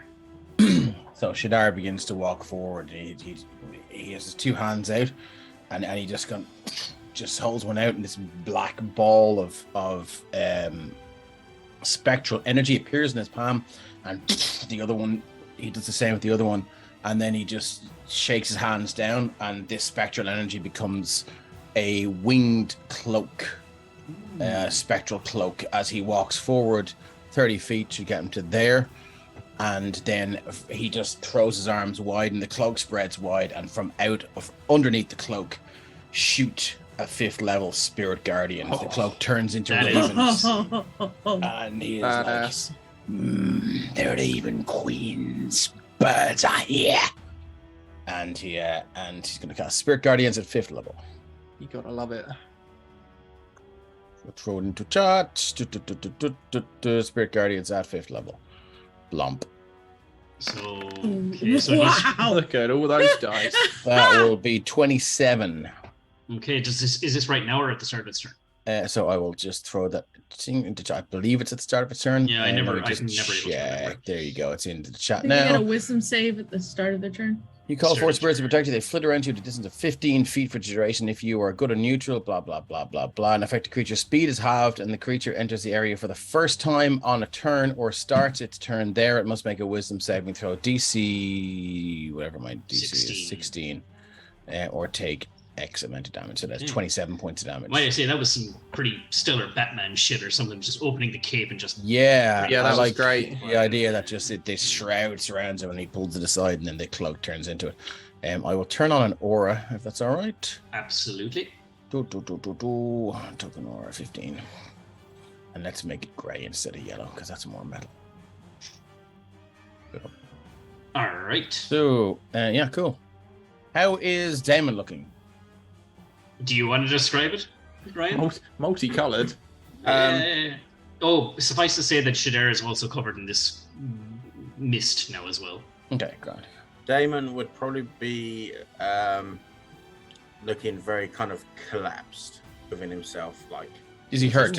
He's just been crushed twice, really badly. Okay, well then I'm going to bonus action healing word. Okay. I assume it's not a concentration. Let me just check. A healing word's just a straight out spell. So it is 1d4 plus your spellcasting ability modifiers. It's 1d4 plus 8. Let me roll that. Can you do that? I thought if you cast your spells, it would have to be a cantrip. Oh, you could be. Yes, you're right. Yeah, Good call. Yeah, so that's all I got. That's the only thing I remember about multiple spells. Yeah. Sorry about that. My bad. Like, one's got to be a cantrip. Yeah. Let me just see if there's anything I can do with a trip cantrip. up on that. Yeah, I will continue. No, very good. Thanks.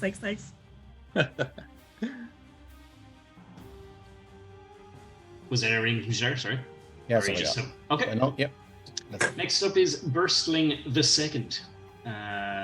Its speed is that. Perfecto. 1, 2, 3. It's going to stay right there and spit at Mina. Oh. Rude. Yeah. For a 16 to hit. That just hits. You normally have to pay extra for that. Yeah, so this thing just scurries up along the murky mire, stops, and just this tennis ball sized gloop of acid is just spat at you.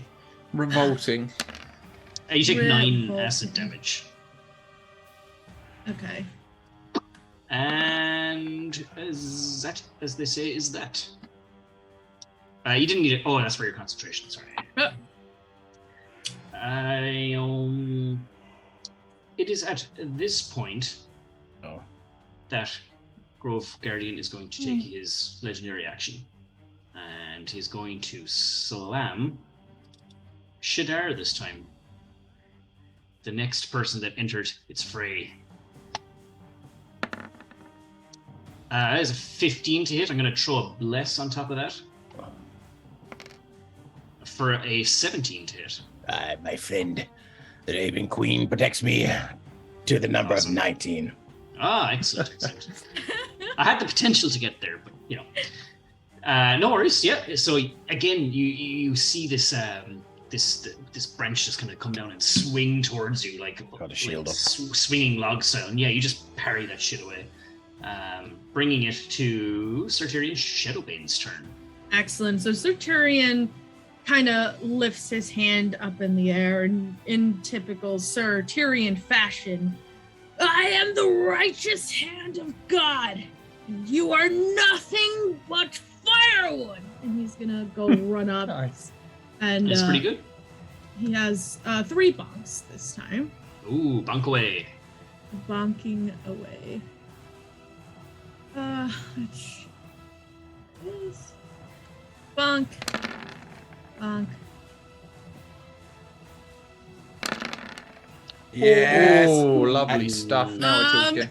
And I believe it is law. Yeah, Like, absolutely. Yeah, Mark, law. I'd like to use Sentinel at death's door to cancel that crit. Only joking. So so the second one is not going to hit. I'm sorry. Steven said I bonus action Vow of Enmity. So Okay. Yep, I can. if he can do that, he can retcon it. That I gives think the second one still doesn't hit. It still doesn't hit. But we'll do that. That was the vow. That was his. Yep. Yeah. Absolutely. Cool. So that is 7 points of damage, plus 3 is 10, plus 5 is 15, plus 19 is 34. I need to find his smite. Hold on. It already. No, it didn't. So no, that's his. So 34 plus the smite. Okay. I see Searing Smite, Wrathful Smite, and Branding Smite, and Blinding Smite, but I don't just see Smite. I think you just roll the d8s. There might be a checkbox or something underneath the weapons. Global damage modifier. Smite disappeared from his sheet, Steven says. So just roll the d8s. Okay. That should be 4d8, unless he ends up being any kind of creature that gives me an extra one. I don't believe so. Let's see. Total damage, that is... So we're doubling that up. 15, 25, 34, 50 points of damage. Wow. Nope. Nice. Another 16 on top of that because the smite is doubled. So 66 points of damage. Oh boy. Did you drop a high level smite in, or did you roll 48 because that was because? Yeah, smite's 2d8. Yeah, so you roll 48 because it was double. Sorry. Okay, 50 points damage. There you go. Boom. Perfecto. Yeah, that you pretty much tear. Like you basically start logging this tree. Start just hacking it at the side. With the last one being extra empowered with the might of Torm as his blade beams with a blinding radiance. As it should be. I am the chosen right hand. It sure is. But this tree is still upstanding. Upstanding citizen. Shall rip you from the ground, root and stem. True Kane says Kenny Loggins. Hey. Danger zone. So I believe that is action, bonus action from Sir Tyrion. Action, bonus action, movement. We're done. That'll bring us over to Damon. Okay. Obviously, Blur doesn't seem to be working for me, so I'm going to cast this on myself instead. Very good. Take one shot at it.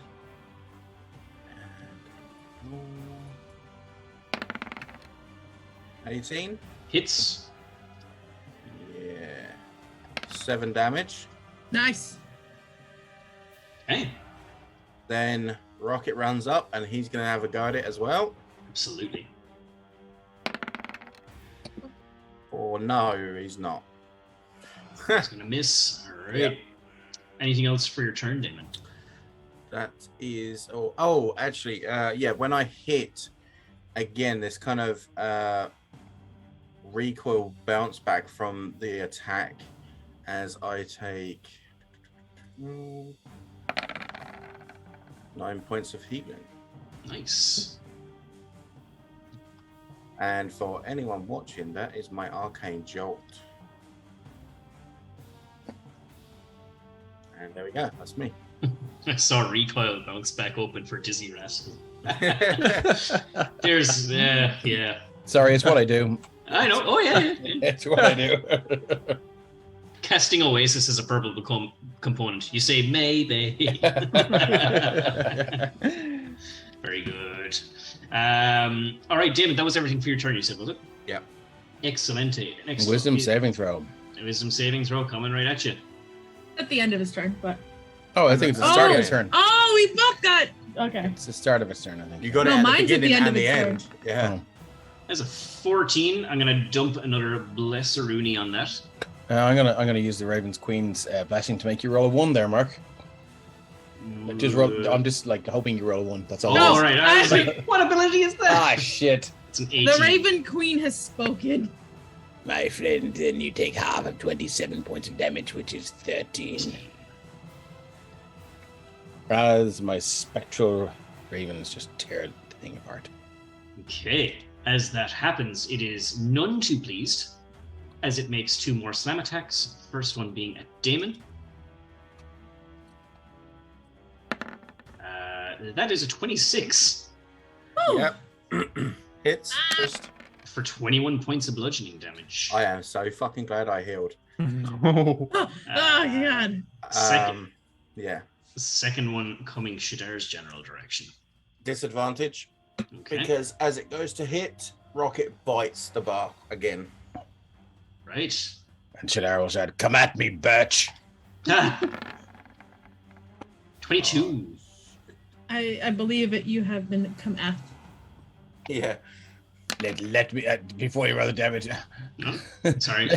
Let me ask you something. Let me ask you a question. Let me ask you something. Let me ask. Yeah, that hits. Oh dear. Yeah, that hurts. Okay. 18, 18 bludgeoning. 18 bludgeoning. Shit. Okay. Ouch. That was a relatively low roll as well. Really? Okay. Good to know. Yeah. Yeah, I've been getting over 20s on every one. Damon, I am so sorry to do this, my friend, but you are the closest person to it. Yeah, go for it. This thing just shambles up to you. All right, okay. So, if it starts its turn, it needs to make a wisdom saving throw in my. Yes. Good shout. Good shout. My wee area of effect. Hi. Oh wait, have we moved away from the tree's turn?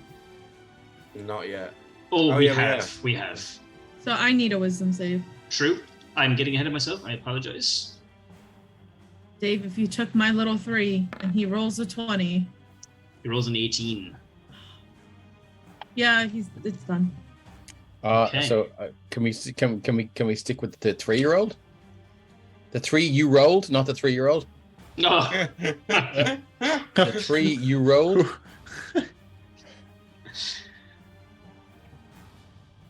She's got nothing. So that's you. So you rolled a 3 then. Me? Sorry. I thought you were talking. I thought you were. I thought she said you rolled a 3. You rolled a 5 actually. Sorry. So we'll stick. Do we stick with that save or? Oh yeah. I was doing 2 separate wisdom saves for. Sorry. For each one. Yeah. That's what I was getting at. I thought that was like a dig at Mina or something. No, God, no. Probably. No, not at all. That was just you'll know when it's coming at you. So, yes, Damon, this thing is going to try and reach for you. Well, it needs to take 27 damage. 27 damage from my spectral guardians. I don't believe I've rolled that just yet. You rolled a 5, I thought. No. Yeah. Oh, sorry. Of course. Yeah. Cool. Yeah, it takes the damage from that. And it just like walks through it as it's taken the damage from your spectral ravens. Just subtract the damage, and it's still going to try and reach for Damon because it is still up and running. In the words of the great Heath Ledger, "Let me." I'll need a dex save actually. Oh, spicy. 16. Nice. You pass, but that was its bonus action. Okay. Next thing it's going to do is so it goes to grab you, but you just like you kind of like kind of get off me kind of thing, but it reels back with its fist and goes to strike you. Okay. 21 to hit. Okay. You're going to take 14 points of damage. So, Damon not looking because he's looking at the tree. He's like, whacking away at the tree with his sword. Just gets sucker punched in the back of the head and just straight on the ground. Out. All right. So Wow. Damon is indeed down. And this thing is just swiping blindly. The next attack comes back, reels back and goes for Shadar.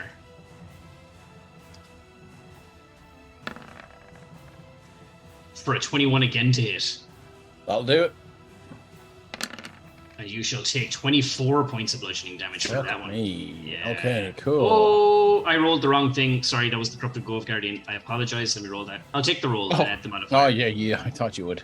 That's lucky. I would do the same. He rolled a 10, and his modifier is 5. So it would have been a 15 to hit. Yeah. Sorry. Bam. I wasn't looking at the name on the character sheet. So That's cool. He throws up the shield and deflects the blow. Thank fuck for that. Well, the damage wouldn't have been that much. That's why I was like, wait a minute, they can't do that much damage. So yeah, that's all it can do. So Mina, over to you. So to the north of you, next to this tree, you see this shambling thing that just after taking out Damon. But to the south of you see this like skittering thing, like already starting to take off after it spat at you. Mina's gonna turn around, catch sight of Damon, and she's going to slam her drum and cast Mass Healing Word. Ooh, very good. And be set for another mass. Midnight Mass. And I'll probably upcast it because Lord knows I don't have useful spells. Don't say that. At least you know that one will hit. Everyone. Even Zing. I felt that in my chest. Oh my god. The deep burn. That wasn't even meant to be harsh. I was looking on the bright side. Up to 6 creatures that I can see. I don't know if that includes myself. Yeah, it does. But that is everyone in the party. So we each get 18 points of healing. Okay. Thank you. Thank you. Does Very it, does it feel itchy that it's not healing from the Raven Queen? I'll take it, but it stings. What are you trying to say about me? You just get goosebumps everywhere, like. And then Damon's. Sorry, I was just gonna say Damon's eyes open and just the Windows XP starter tune just flares up. Yeah. That's what I like to say whenever our Warforged in another game breaks up. But anyway, I digress. Mina, 1, 2, 3, 4, 5, 6. Probably going to get over Jesus Christ. I saw run through Ken said. If Shadar is itchy, he should use some Raven cream. here. Excellent. And I think I'm good. Okay. Very good. Alfric, you were also in range, so you also get the 18. Awesome, thank you. So. Oh, I gotta add it to Tyrion. Alrighty then. Burstling is up next. It's once again going to spit at Mina. Yep.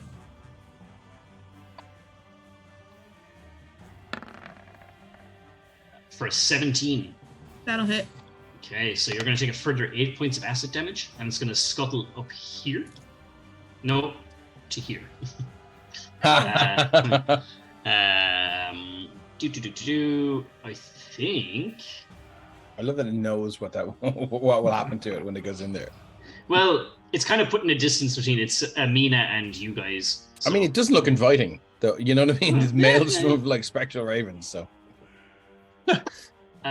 This is the time during the battle where it is Alfred's turn, but before that, the Grove Guardian is going to make another legendary action. This time, once again, aimed at. Ooh. Mina's now in range, and it's attacking things that come into its fray. So, unfortunately, Mina, this one's coming at you. Let's do it. Oh shit! Oh, again, Shadar will reach out. And thank goodness for that. He points his hand at Mina. She feels some sort of itch at the back at her 2 shoulder blades as these black spectral wings just close around the front of her. And just take the force of the blow, take the force of the massive attack, and then just dissipate. All right, and she just hears Shadar just shout out, "The faithful shall be protected." He assumes that she believes. Yeah, I was gonna say I'm not gonna say no right now. He doesn't know. Yeah, sure. Person, that's not me. Yeah, he doesn't know what I know, so it's okay. What do you know? How do you know I'm not I just know you're follower of the no, Raven I just know Queen? you have some bad ideas. Would have been a 32, but it's actually 18 now, thanks to Shadar's ability. Yeah. Yeah. Brilliant. Thank you. That is exactly what I healed myself. What a super bunk. But yes, Elfric, over to you now. Okay, I'm gonna cross the bridge for once to get a better view. I only have one of those left, by the way, guys. So What? I only have one of those left. Trust me, I don't plan for these. The fact that you had to use both of them on me. I would be worried if you did. Sorry, Elfric. It's okay, I was just figuring something out. Right. I'm going to cast Wall of Fire at 4th level, with the right-hand side being the dangerous side. And I'm going to go something a little bit like that. To try and threaten the 3 enemies that we have before us. Wow. Could you throw that into the chat for me, Matt? Yeah, sure thing.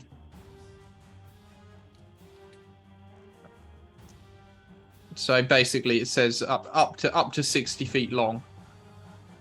Okay. Pulled up with a burning wall of fire. So this wall of fire will actually hit Damon and Shadar because so it's the thing I was going to ask you is, because I think this is at your discretion. I wasn't sure if it would count for wall of fire. Is if I can use my sculpt spell on it or not. Ah. Ooh. Let's see. Being a second, when you cast an evocation spell. Well, the other thing too is you could move it like I could to the right and yeah. make the left side the dangerous as side. I've already drawn it, it might be a bit. Yeah, you can absolutely sculpt the spell on that. Okay, yeah. I shall grant immediate. So if any of the party are in threat by it, it will park for them. Perfect. Okay. And allow them safe passage. So let me do the dex save for this dude. Okay, I'll chuck out the damage.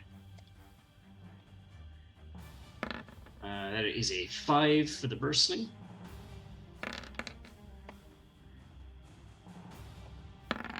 A 9 for our spore slinger. And for our tree, a natural 1. Fittingly. Who'da thunk? Who'da trunk? Hey. So this thing explodes, for sure. Excellent. This dude is horribly burned. Some of the myconid flesh is starting to like harden and blacken, but it is still alive. And the tree also takes the 20 points. Damage. Nice. And yeah, that is actually, you see with the blue mist that's around it that it actually seems to react rather unfavorably to fire damage. Oh, that's good. More so than before with the fireball. Okay. Incidentally, how is the tree looking? That might be not super great. A whole lot of the branches have fallen, bursting into flames. As far as a tree can look, almost felled at this point. Excellent. Like Tyrion's already hacking away at the side, and like parts of it are on fire and torn up by spectral ravens and the whole lot. Yeah, it's not looking great, for sure. Cool. Okay, and then I'll back away a little bit, and then my turn. Okie dokie. Shadar. Would I've seen that the fire did a little bit extra damage than I would have expected. Okay, well then Shadar will reach out his hand and he will say, "May the flames of the Raven Queen speed you to your demise." And he will cast Flame Strike. It's the last 5th level spell, so if anyone needs greater restoration, you're going to have to wait 8 hours. And here comes the Flame Strike, motherfucker. Well, just don't petrify. So that will be 18 plus 3 is 21, 31, 35 points of fire damage. Okay, let's get that dex save first and foremost. Nope. Yeah, Shader, how do you want to? Nice. Yeah, he'll reach the one hand out, and as the flames leave his hand, and a pillar of flame descends with radiant might, the power of the Raven Queen. He'll just hold his other hand out, and he'll be like the specter of Christopher Lee from The Wicker Man. And his hands are just like, and he's like, burn in the name of the Raven Queen, burn to your demise, corrupted being. Yeah, and this thing just shrivels up. And I forgot to ask you as well, by the way, at the start of your turn, I need a... Oh, no, it just happens. You are going to take some damage from this infected creature beside you. Oh, this thing here? Yeah. Oh. It seems to give off this putrid aura, and you take 7 points of poison damage. Okay, so in the middle of all that, and when Shadar is... Sorry, let me just click on Sorry, I totally forgot to... 7 points of poison damage, and in the middle of all that, when the tree is on fire, and he's roaring and shouting, he'll just use this chance to just let out a little fart. all the noise. All the noise. That's it. Very good, very good, very good. I believe that's all he's got. Tyrion, over to you then. Is it dead? I thought it was dead. It is dead. Can we get that really satisfying X mark? Boom. Thank you so much. X marks. Very nice. Hey, it's a big old X. But there is still one threat next to Damon, who is still prone. Not for long. So Tyrion will step on over there. Damon's the prone one, not the threat, right? Yes. Okay. Change the symbol on it.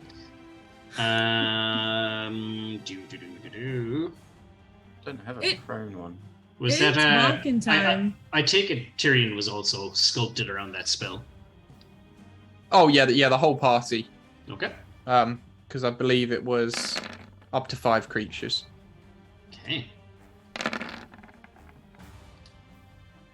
14, 11, and Miss. 25. Last or 13. Yep. Cool. Does it look really messed up? Yeah, it's pretty messed up at this point.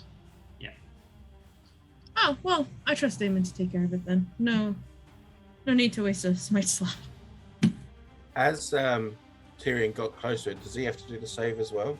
No, it's sculpted around. Oh, no. The save from the spore, not from... Let me just double check. No, starts its turn within 5 foot of it. Okay, cool. But Damon, you will automatically take 2d6 on the start of your turn. Cool. Of poison damage. You'll take 7. Yeah, upcast that spell. Okay. I'm gonna do something, hopefully with DM's permission here. Mm-hmm.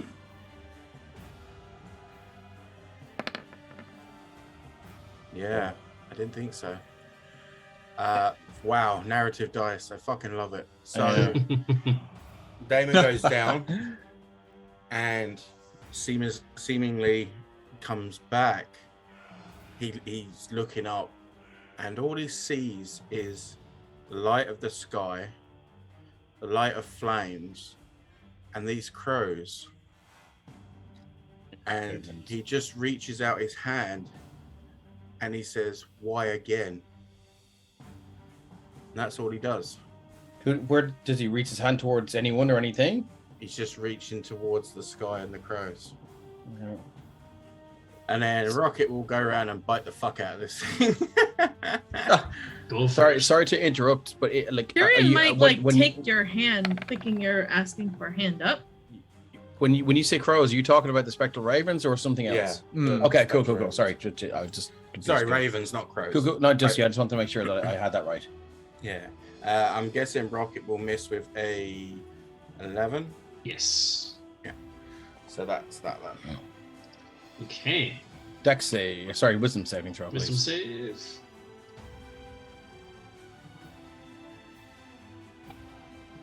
Boof. So that's 13 points of radiant damage. You have to give it to half elf for the fucking lines. Oh my god, so good. She's so good, man. She is so good. You're now Flamin' Waynes. Flamin' Waynes. Okay. How many? 13 points. Although, do you know what you did? How much damage did you do to me beforehand? I didn't make a concentration check for those for my Spectre Guardians. I think it was 18 points. 18. So. Oh no, that was towards Mina. What did I do? You did 7 points for the spores. Yeah, so I need. I have 10. advantage. I have advantage because I have Warcaster, but I think it's only fair that I make the save. Go for it. Can't save. Here we go. There's no chance I could fail this, is there? There is. Oh my god, you did.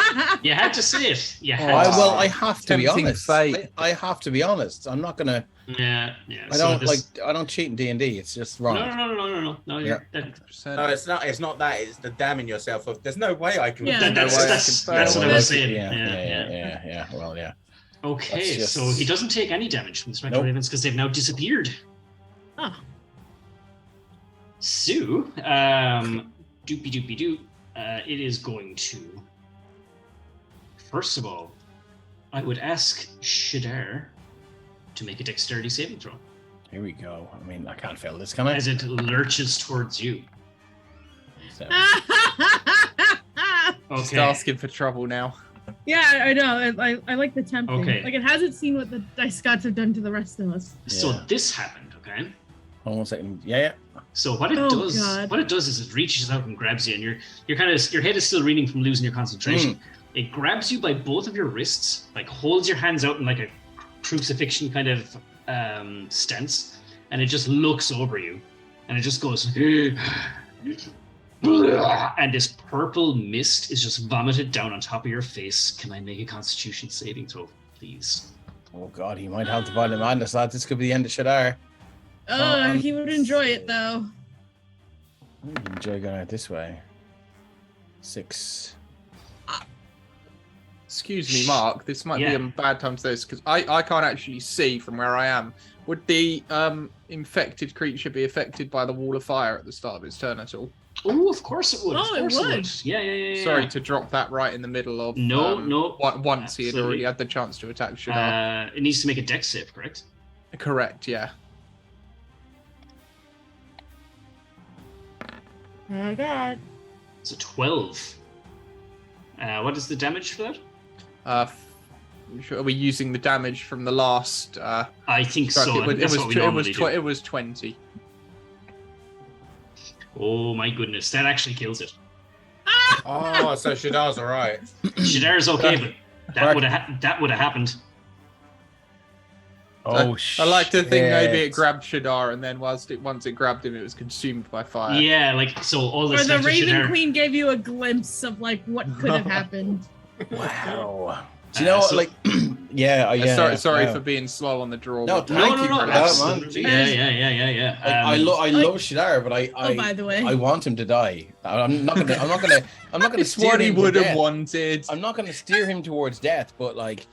He's ready when it comes. It's the only D&D character I have that I will be like not upset with when I die. You know that some people affected by violent madness become these things.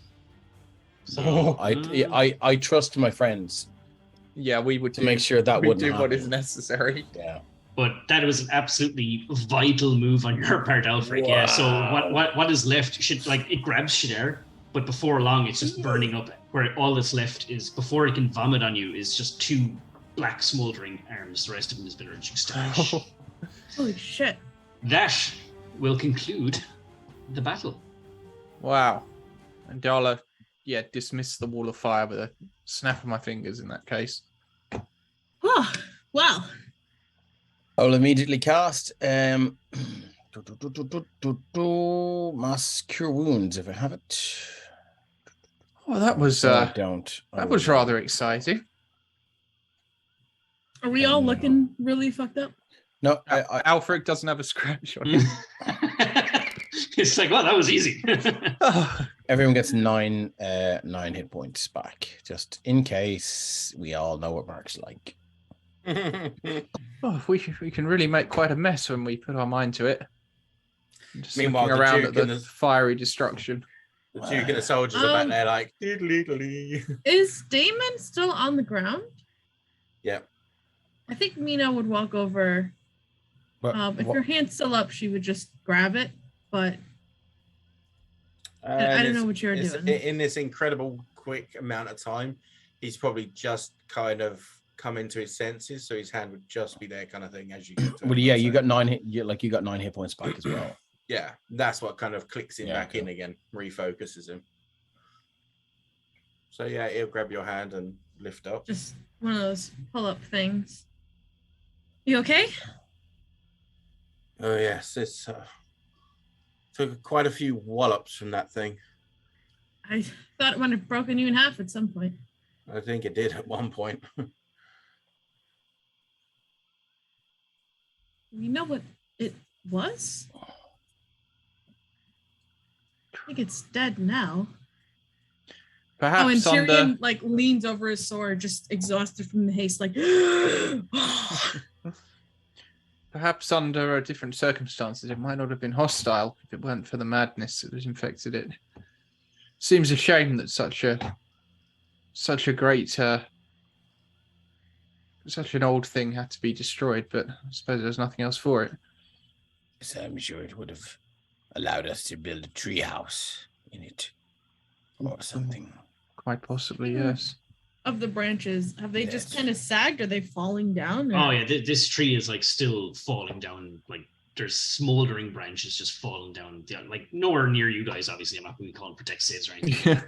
Yeah, for all intents and purposes, the main body of this tree is just burning up from the inside, and it's just the leaves and branches are all shriveling and kind of curling. I have a question.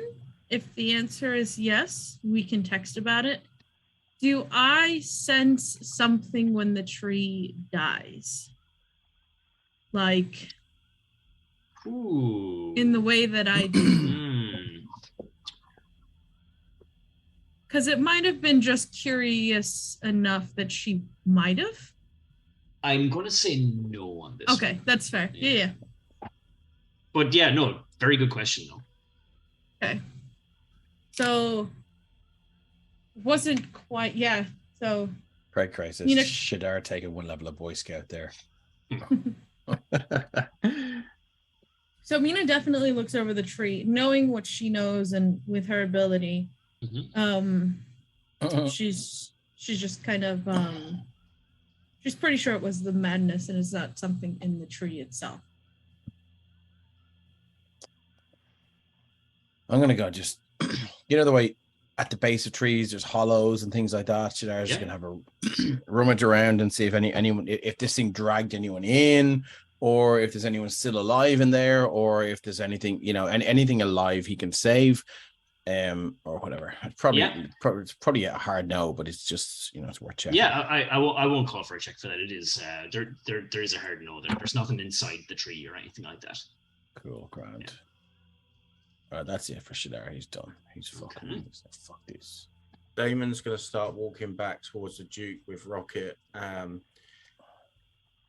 He's going to go and check on them, but it's also because he wants to get away from the others for a minute. Okay, sure. Exactly what Shadara's doing. But if Damon's coming over in the guard's direction, he will notice that they've been in this defensive motion the whole time, not really able to comprehend what they've just witnessed. This is above their pay grade for sure. Yeah, that and I forgot to roll initiative for them. I think they would have been more trouble than they're worth. I think they will thank you outside of the game for that. Yes, yeah. Is this an email from an NPC? How does this even happen? Groupgreeting.com. But they're all just I suppose lowering their shields as you approach them. Are you okay? The Duke is kind of good God, what is this? What is this abomination doing to these lands? This is not only corrupts the minds of people, but it corrupts the environment. This is the stuff of nightmares, let me tell you. Certainly is. This is why it's imperative for us to carry on as we are and to get this sorted as quick as possible. Oh, absolutely. We surely must make haste. This is much more worse than I thought. It's more than just a disease. It turns the land against us. Nobody will be safe before long. This is why, as the position of which you're in, I hope you understand how much you're going to have to put into this to make sure that people are safe. Never you fear. I'll be rallying the backing of the other 3 dukes and duchesses and the king himself. Surely this has to stop, and soon. Let's hope. Obviously, as always, I will do what I can to help. You have my thanks as always, Stephen. I think they're more to thank than I am this time. You have all put in a very valiant effort, and it will not go unnoticed. I promise you that. And Damon's just going to go down on his knees like he's wrecked, as there's a lot going on for him right now. How bad does Rocket look, actually? Rocket actually looks all right. Okay. He took some slaps, but he's a real champ. Tough little guy. So I mean, I would say I'd take like a minute just to make sure he's kind of for sure bolts are tightened back up, and he's looking a bit cleaner and stuff like that. He'll be back to where he was, kind of thing. But he definitely took that more. He took it better than Damon did, for sure. Can Shadar cast a spell while he's here by himself? Of course he can. So okay. So Shadar has wandered off himself, sat down on his arse with his back to the wall, and let me just double check and see if there are any material components to this. He still has 3 of 3 for his 3rd level spells. Where's it gone? There you go. BSM. So he pulls out a short piece of fine copper wire, wraps it around his little finger until it becomes a sort of a kind of twirly piece of copper wire, and he utters a couple of verbal components and makes a little hand gesture, and the copper wire just fizzles away, and he casts Sending to the old witch that he saw when he was 12. The leader of the hags. Stuff. Oh. And he says, see 25 words. Well, witch, you wouldn't believe the power I wield. I'm coming for you. The power of the Raven Queen is coming for you. Cower. That's it.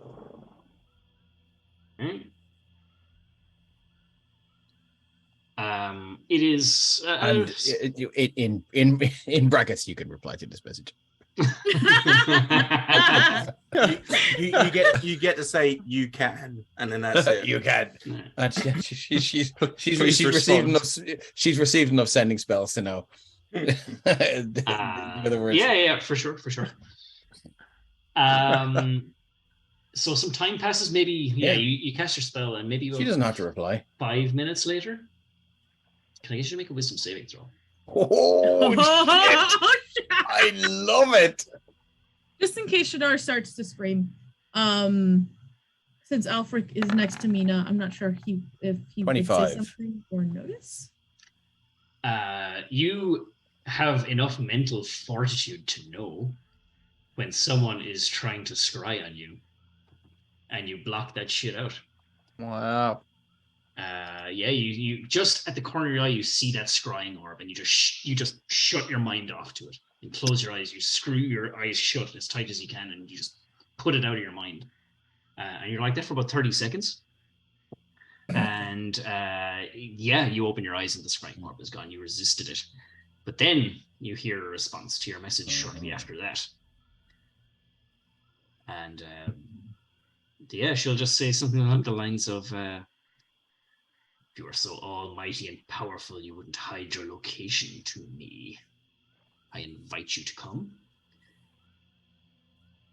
I look forward to putting I've lost count of the words. I look forward to putting your bones into my cauldron. And that's about it. Scry Sports News, Drew Kane says. Brilliant. That's cool. I have another sending spell, so I'm going to cast another one. Ooh, okay. Pen pals. So that's two. I have 1/3 level spell left. And Come at me, bruh. That's all I need. Scry Sports 1. Scry Sports News. That's brilliant. Shadar will say he will cast it again, and he will say, essentially, just drop a pin and I'll be there. But he's just like, I will come for you, witch. Just let me know where you are. The Raven Queen's wings will protect me. I will rain her fury down upon you. I love this. They're like wrestlers hyping up for a fight. Yeah. Calling each other out. It's a macho man, Randy Savage. Oh, yeah. You got the fury. Yeah. I will rain fury. And then that was it. Well, that's fine. You could reply to this message.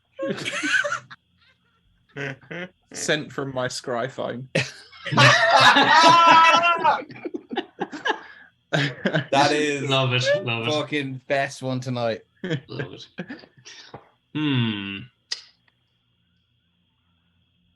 Would she divvy out her location? Well, she just asked me to she just invited me to come to her. Yeah, true. You will receive when we actually fight, so we need to pay people to cast sending for us, so she uses all her spell slots. I don't think she has to use it to reply back. No, I think she gets a free reply. She gets a free reply. Oh. She's like, are you using Gmaps or Waze? I'm not sure which I should. After about maybe 5 more minutes, you get a reply. And it says, halfway to the top of Mount Renbaster lies a place called Blackbone Barrow. You may find me in its depths. I invite you. Okay, that's all I'm going to do. Mm-hmm. Sorry, yeah? She literally said, come at me, bro. Yeah, She did. She did. Well, right here. Come on, let's go. Let's go, buddy. You can bring your little friends if you want to. She has 2 covens of hags left still, What's that? No, Mina was just like, you can bring your friends too. And she's like, she still has like 2 out of 3 covens of hags still, according to her last message to you. 2 or 3 is not bad. Yeah, that's all I got. And yeah, he just wanted that to be a private moment. He's going to take off his boots. Sure. And he's going to take off his chainmail because there's been water fucking running down the back of his neck, down the chainmail that he can't get at. Everything's coming off, and he's just there, sitting there in his, he's not stark bollock naked, but he's just pretty much just his small clothes. His small clothes, yeah. Thank you, Matt. That's exactly what he's doing. All right. Okay. Came at the wrong time. Yeah, you did come at the wrong time. That was my lovely wifeling, Kate from Midsummer. Oh dear. That's all I got. All right, cool. So, it is 10 minutes. I think, Alfred, this is actually up to you if you wanted to have a conversation or not. But when Shadar disappears and Damon disappears, I'll assume Tyrion follows after a moment or so. Sure. Mina's just got her arms crossed. She puts her sword away. She's just kind of staring at the tree with a little bit, maybe pondering, maybe a wistful look on her face, like she's thinking of something or someone. Something the matter there, Mina? You seem to be deep in thought.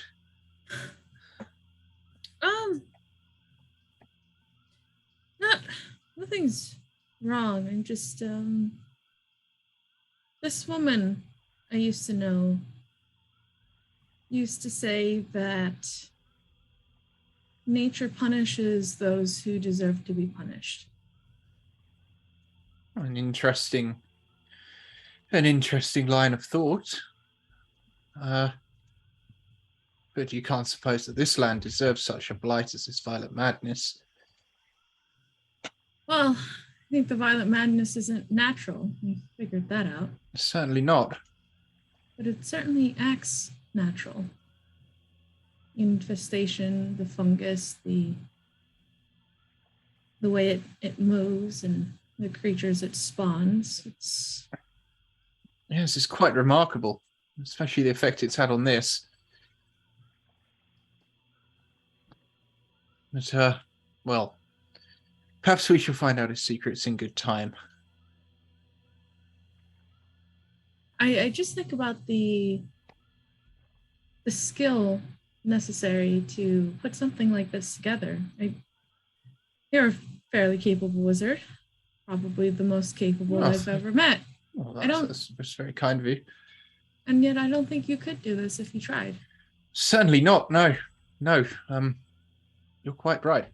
It's far beyond my skills to engineer something of this magnitude. I've met quite a lot of people in my travels, and I can't think of anyone who possess this sort of skill. I wonder if it's not with some kind of help. And perhaps they discovered it rather than created it. Whoever's behind it.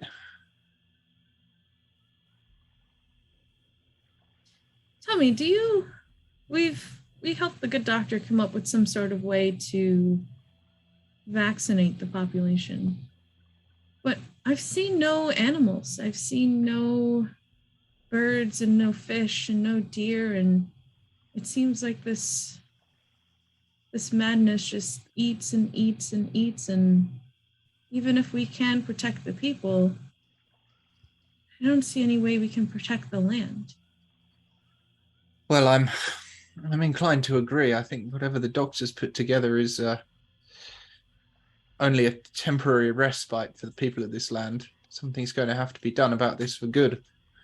And, well, so far it seems it might fall to us. So I'm not sure there's anyone else in the area who's capable of the things that we are. I'm not sure I've got a good solution. All I can think of are wildfires, and how sometimes to protect the rest of the forest, you create a fire that meets the fire and gets rid of the fuel.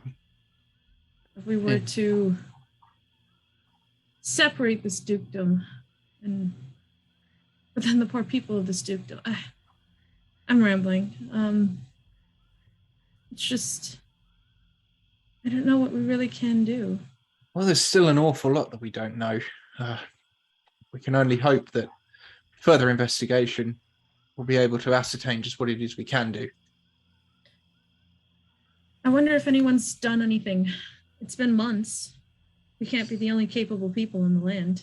Oh, certainly hope not. I suppose the doctor is doing his work, but... well, I suppose we'll see. We haven't visited any of the other settlements yet.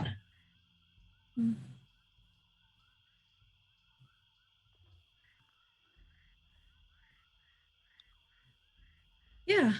And you see Mina's kind of doing that thing where you're trying to talk, but you're clearly thinking about something else, and the words start coming out and not making total sense. Like, yeah, just land and spread and people. And we've gotten this far. Some might say against the odds. What we can do is continue. Well, I think we should get out of this bog. Is Shadar still in the roots? So you probably at this point notice that it's just the two of you guys just kind of standing around talking. That all the others have kind of gone back to where the Duke has stationed himself. It looks like everybody else has had the same idea. Well, let's leave this behind. Yes, back to the journey. But even as you guys walk away, she's kind of looking over the tree, like looking over her shoulder at the tree.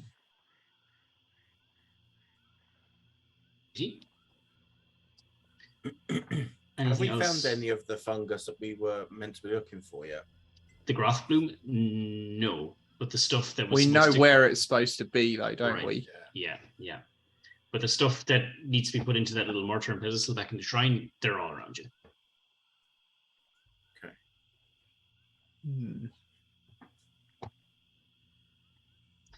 Is there anything anyone else would like to do at this time? Nothing from me, apart from maybe helping Damon to collect some samples around here, because we did discuss it earlier. Yeah, I want to try something, Alfred, and I feel like you might be best to kind of watch over as I do it. Oh, certainly. What have you got in mind? I want to recreate that incense, and I want to inhale it. Well, it seems if you're willing to offer yourself up as a test subject, it seems it might be beneficial to know just what the purpose of it was. I mean, it might not be for inhalation purposes, but we can certainly try, I think. And there's got to be something behind it. Yes. So I want to kind of recreate what they've done in that mortar and pestle, and as I said, inhale it or try to take it to see if there's any effects from it. So you're able to get all the ingredients, but one of them is from the purple things. So if you do that, you could do your either pick it yourself, but I'll need. I was going to say, could we mage hand it? You can mage hand it or do the rocket thing up to. Yeah. I was just going to mention. Do the mage hand. I think it's probably more reliable. Yeah. Do you know what? In that case, I'm not even going to call it for a roll because I'm going to assume you're way far back. So even if you it will be irrelevant. So yeah, you can make up this incense if you so choose to. Are you going back to the shrine, or are you just going to stay put? Or... We'll do it with using the proper tools that are there, and plus my alchemy kit. Okay, so I'll offer any assistance that I can. Okay, cool. This is fun.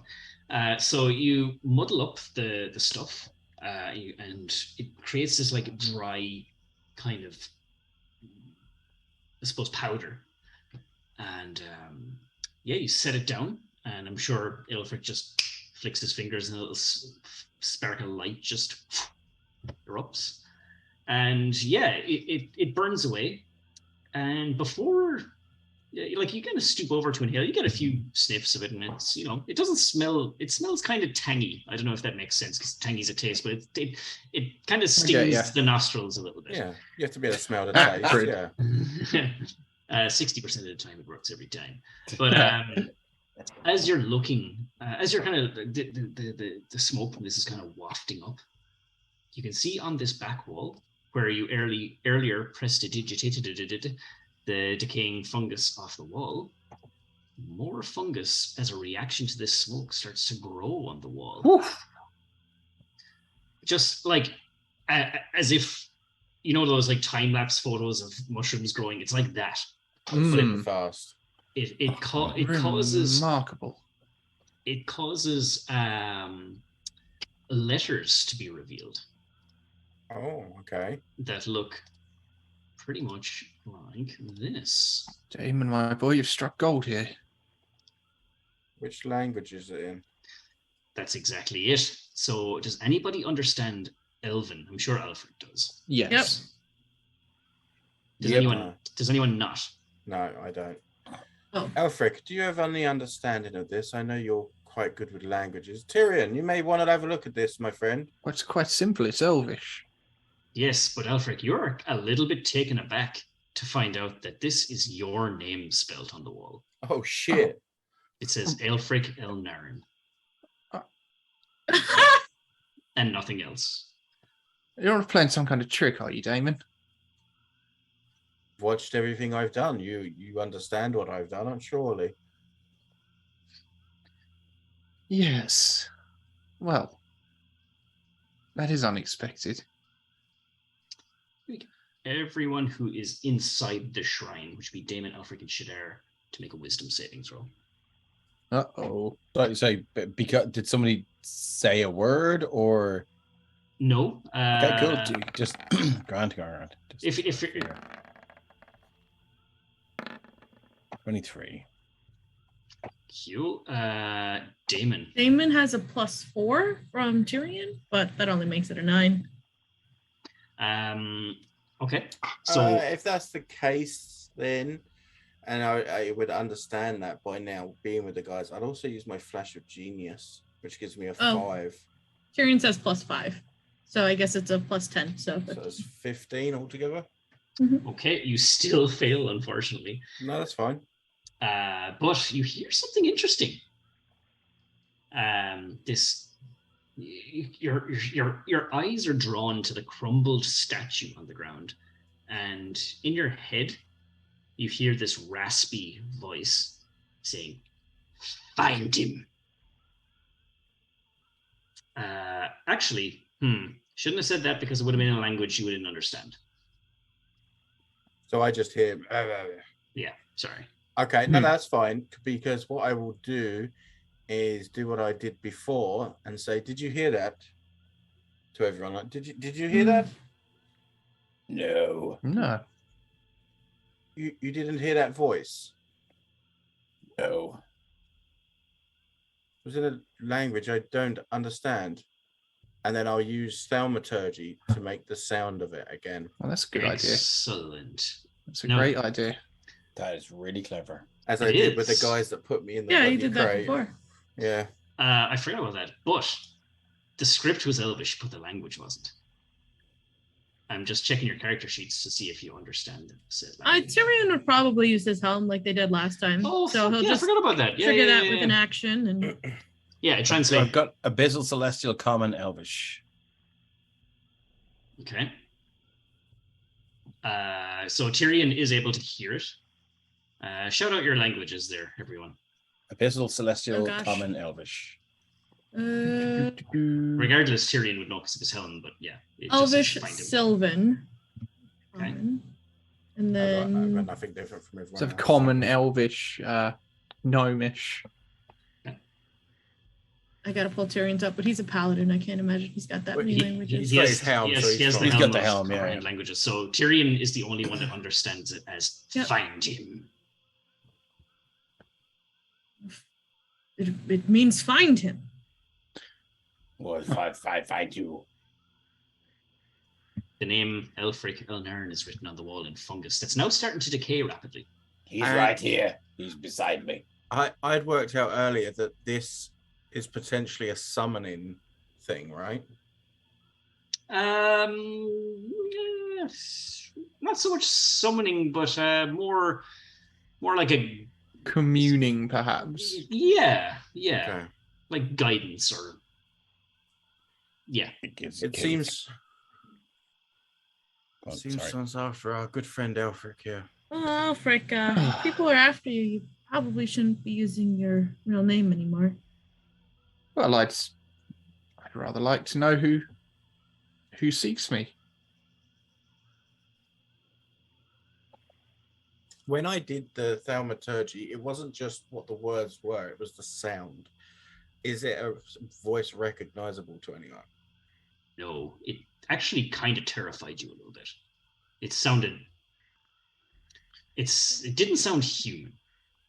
It was deep and raspy and So if we all heard it, would I recognize it? No, you don't recognize it. Okay. For brevity, none of you recognize it. So let us go over what we've seen here. We investigated the area, and Shadar, did you not determine that whoever had put this offering here had not long since departed? It was still warm, was it not? Correct. So someone has been here not long ago. They've burned this incense to reveal a hidden message, citing my name and telling them to find me. Interesting. Elfric, did anyone jump out at you as to, maybe are you currently pursued by any entity or creature or humanoid? Have you made some enemies that we should know about?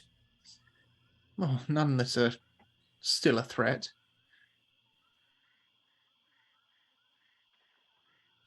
That's good enough for me.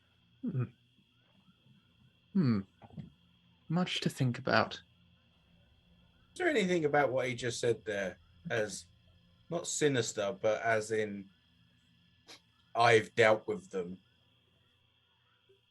As in like lead boots in the sea kind of thing? Infer from it what you will. Maybe a disintegration ray or two, you know. Been there, done that. Yeah. More scattered ashes in the sea, really, if it's a disintegration. Yeah. Have you ever backed out of a contract from the Hells, or? Have you ever backed out of a contract from the Hells or rank of the Fae? Of the Fae. If so, dial 1-815-999-6666. We'll be here to take your call. You have to be very careful with what you let the Fae take, even if it's a call. Is there any tracks? Because Tyrion does ask that. Point. Like Tyrion does ask Alfred that. No, none at all. There's no tracks around from if you would like to make a survival check, you may. I mean, Alfred's going to look, even though he's no good at it, just because he's so intrigued. Nice. 19, it's not bad. Is it survival?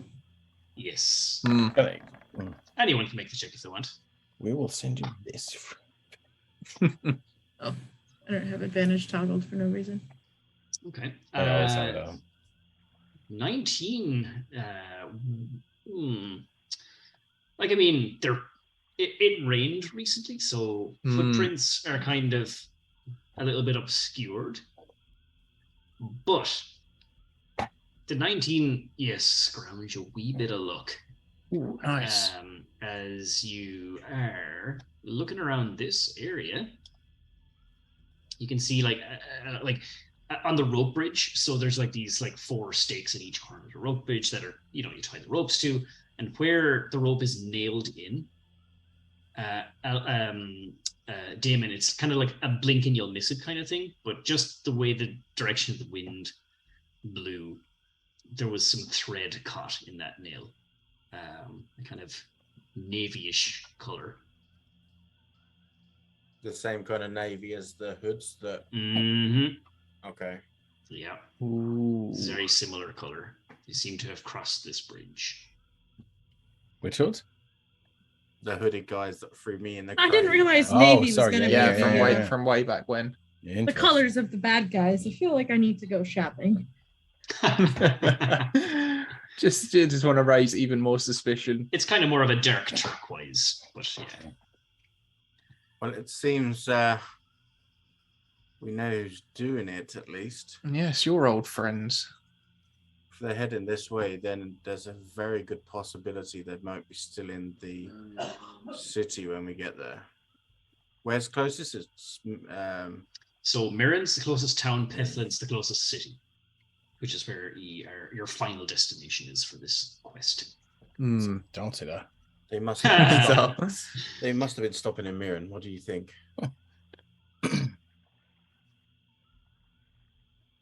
Well, our plan was to go there anyway. Seems we better be on our guard. Yes, well, just make sure to stick by Rocket if you can, okay, Alfred? We need to keep you up and going. I will. I appreciate that, and I will do. Half elf on the shelf is they can't tell what color it is. Yes. Nice. Nice. It's so good.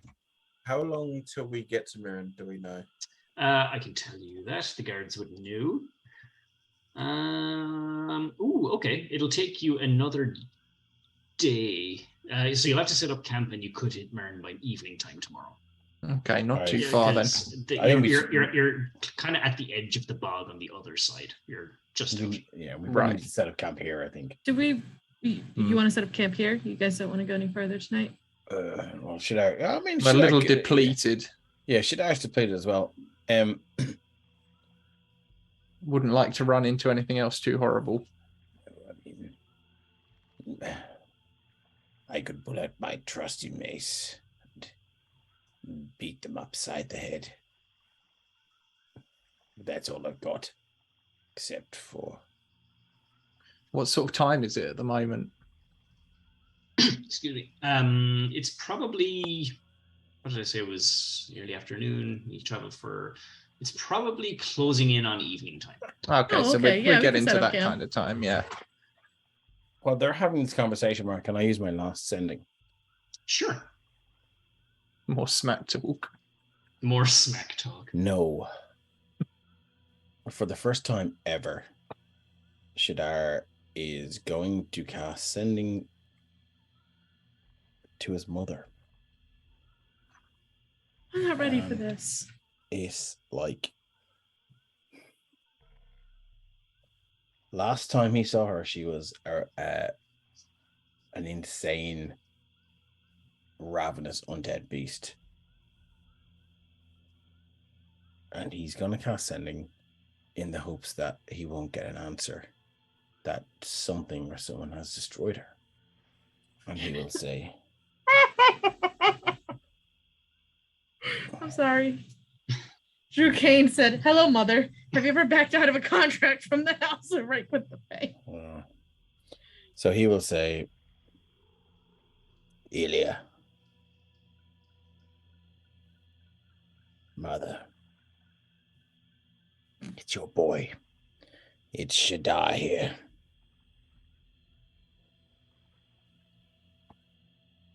I pray you're with the Raven Queen. So what I think about knights.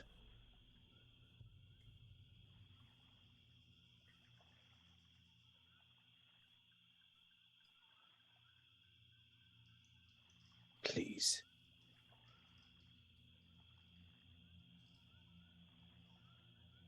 I hope something has destroyed you and given you peace.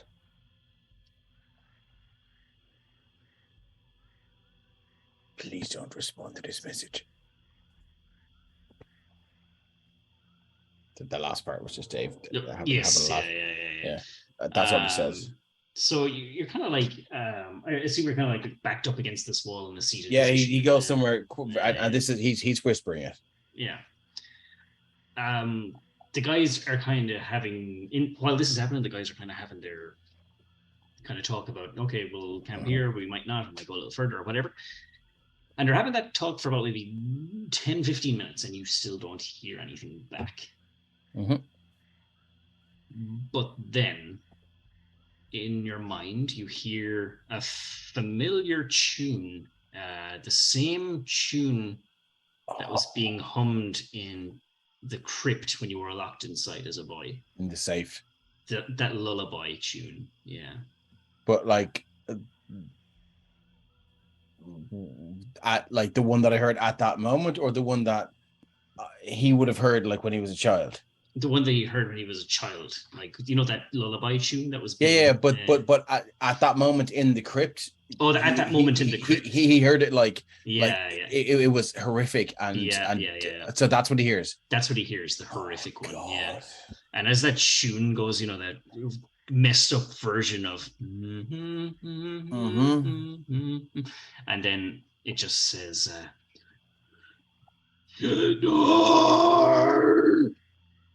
and that's it. Oh, jeez.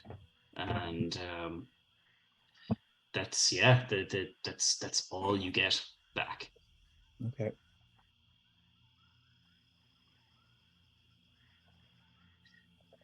Do the guys hear anything from Shadar? Or no, they did. Well, I mean, you might hear a faint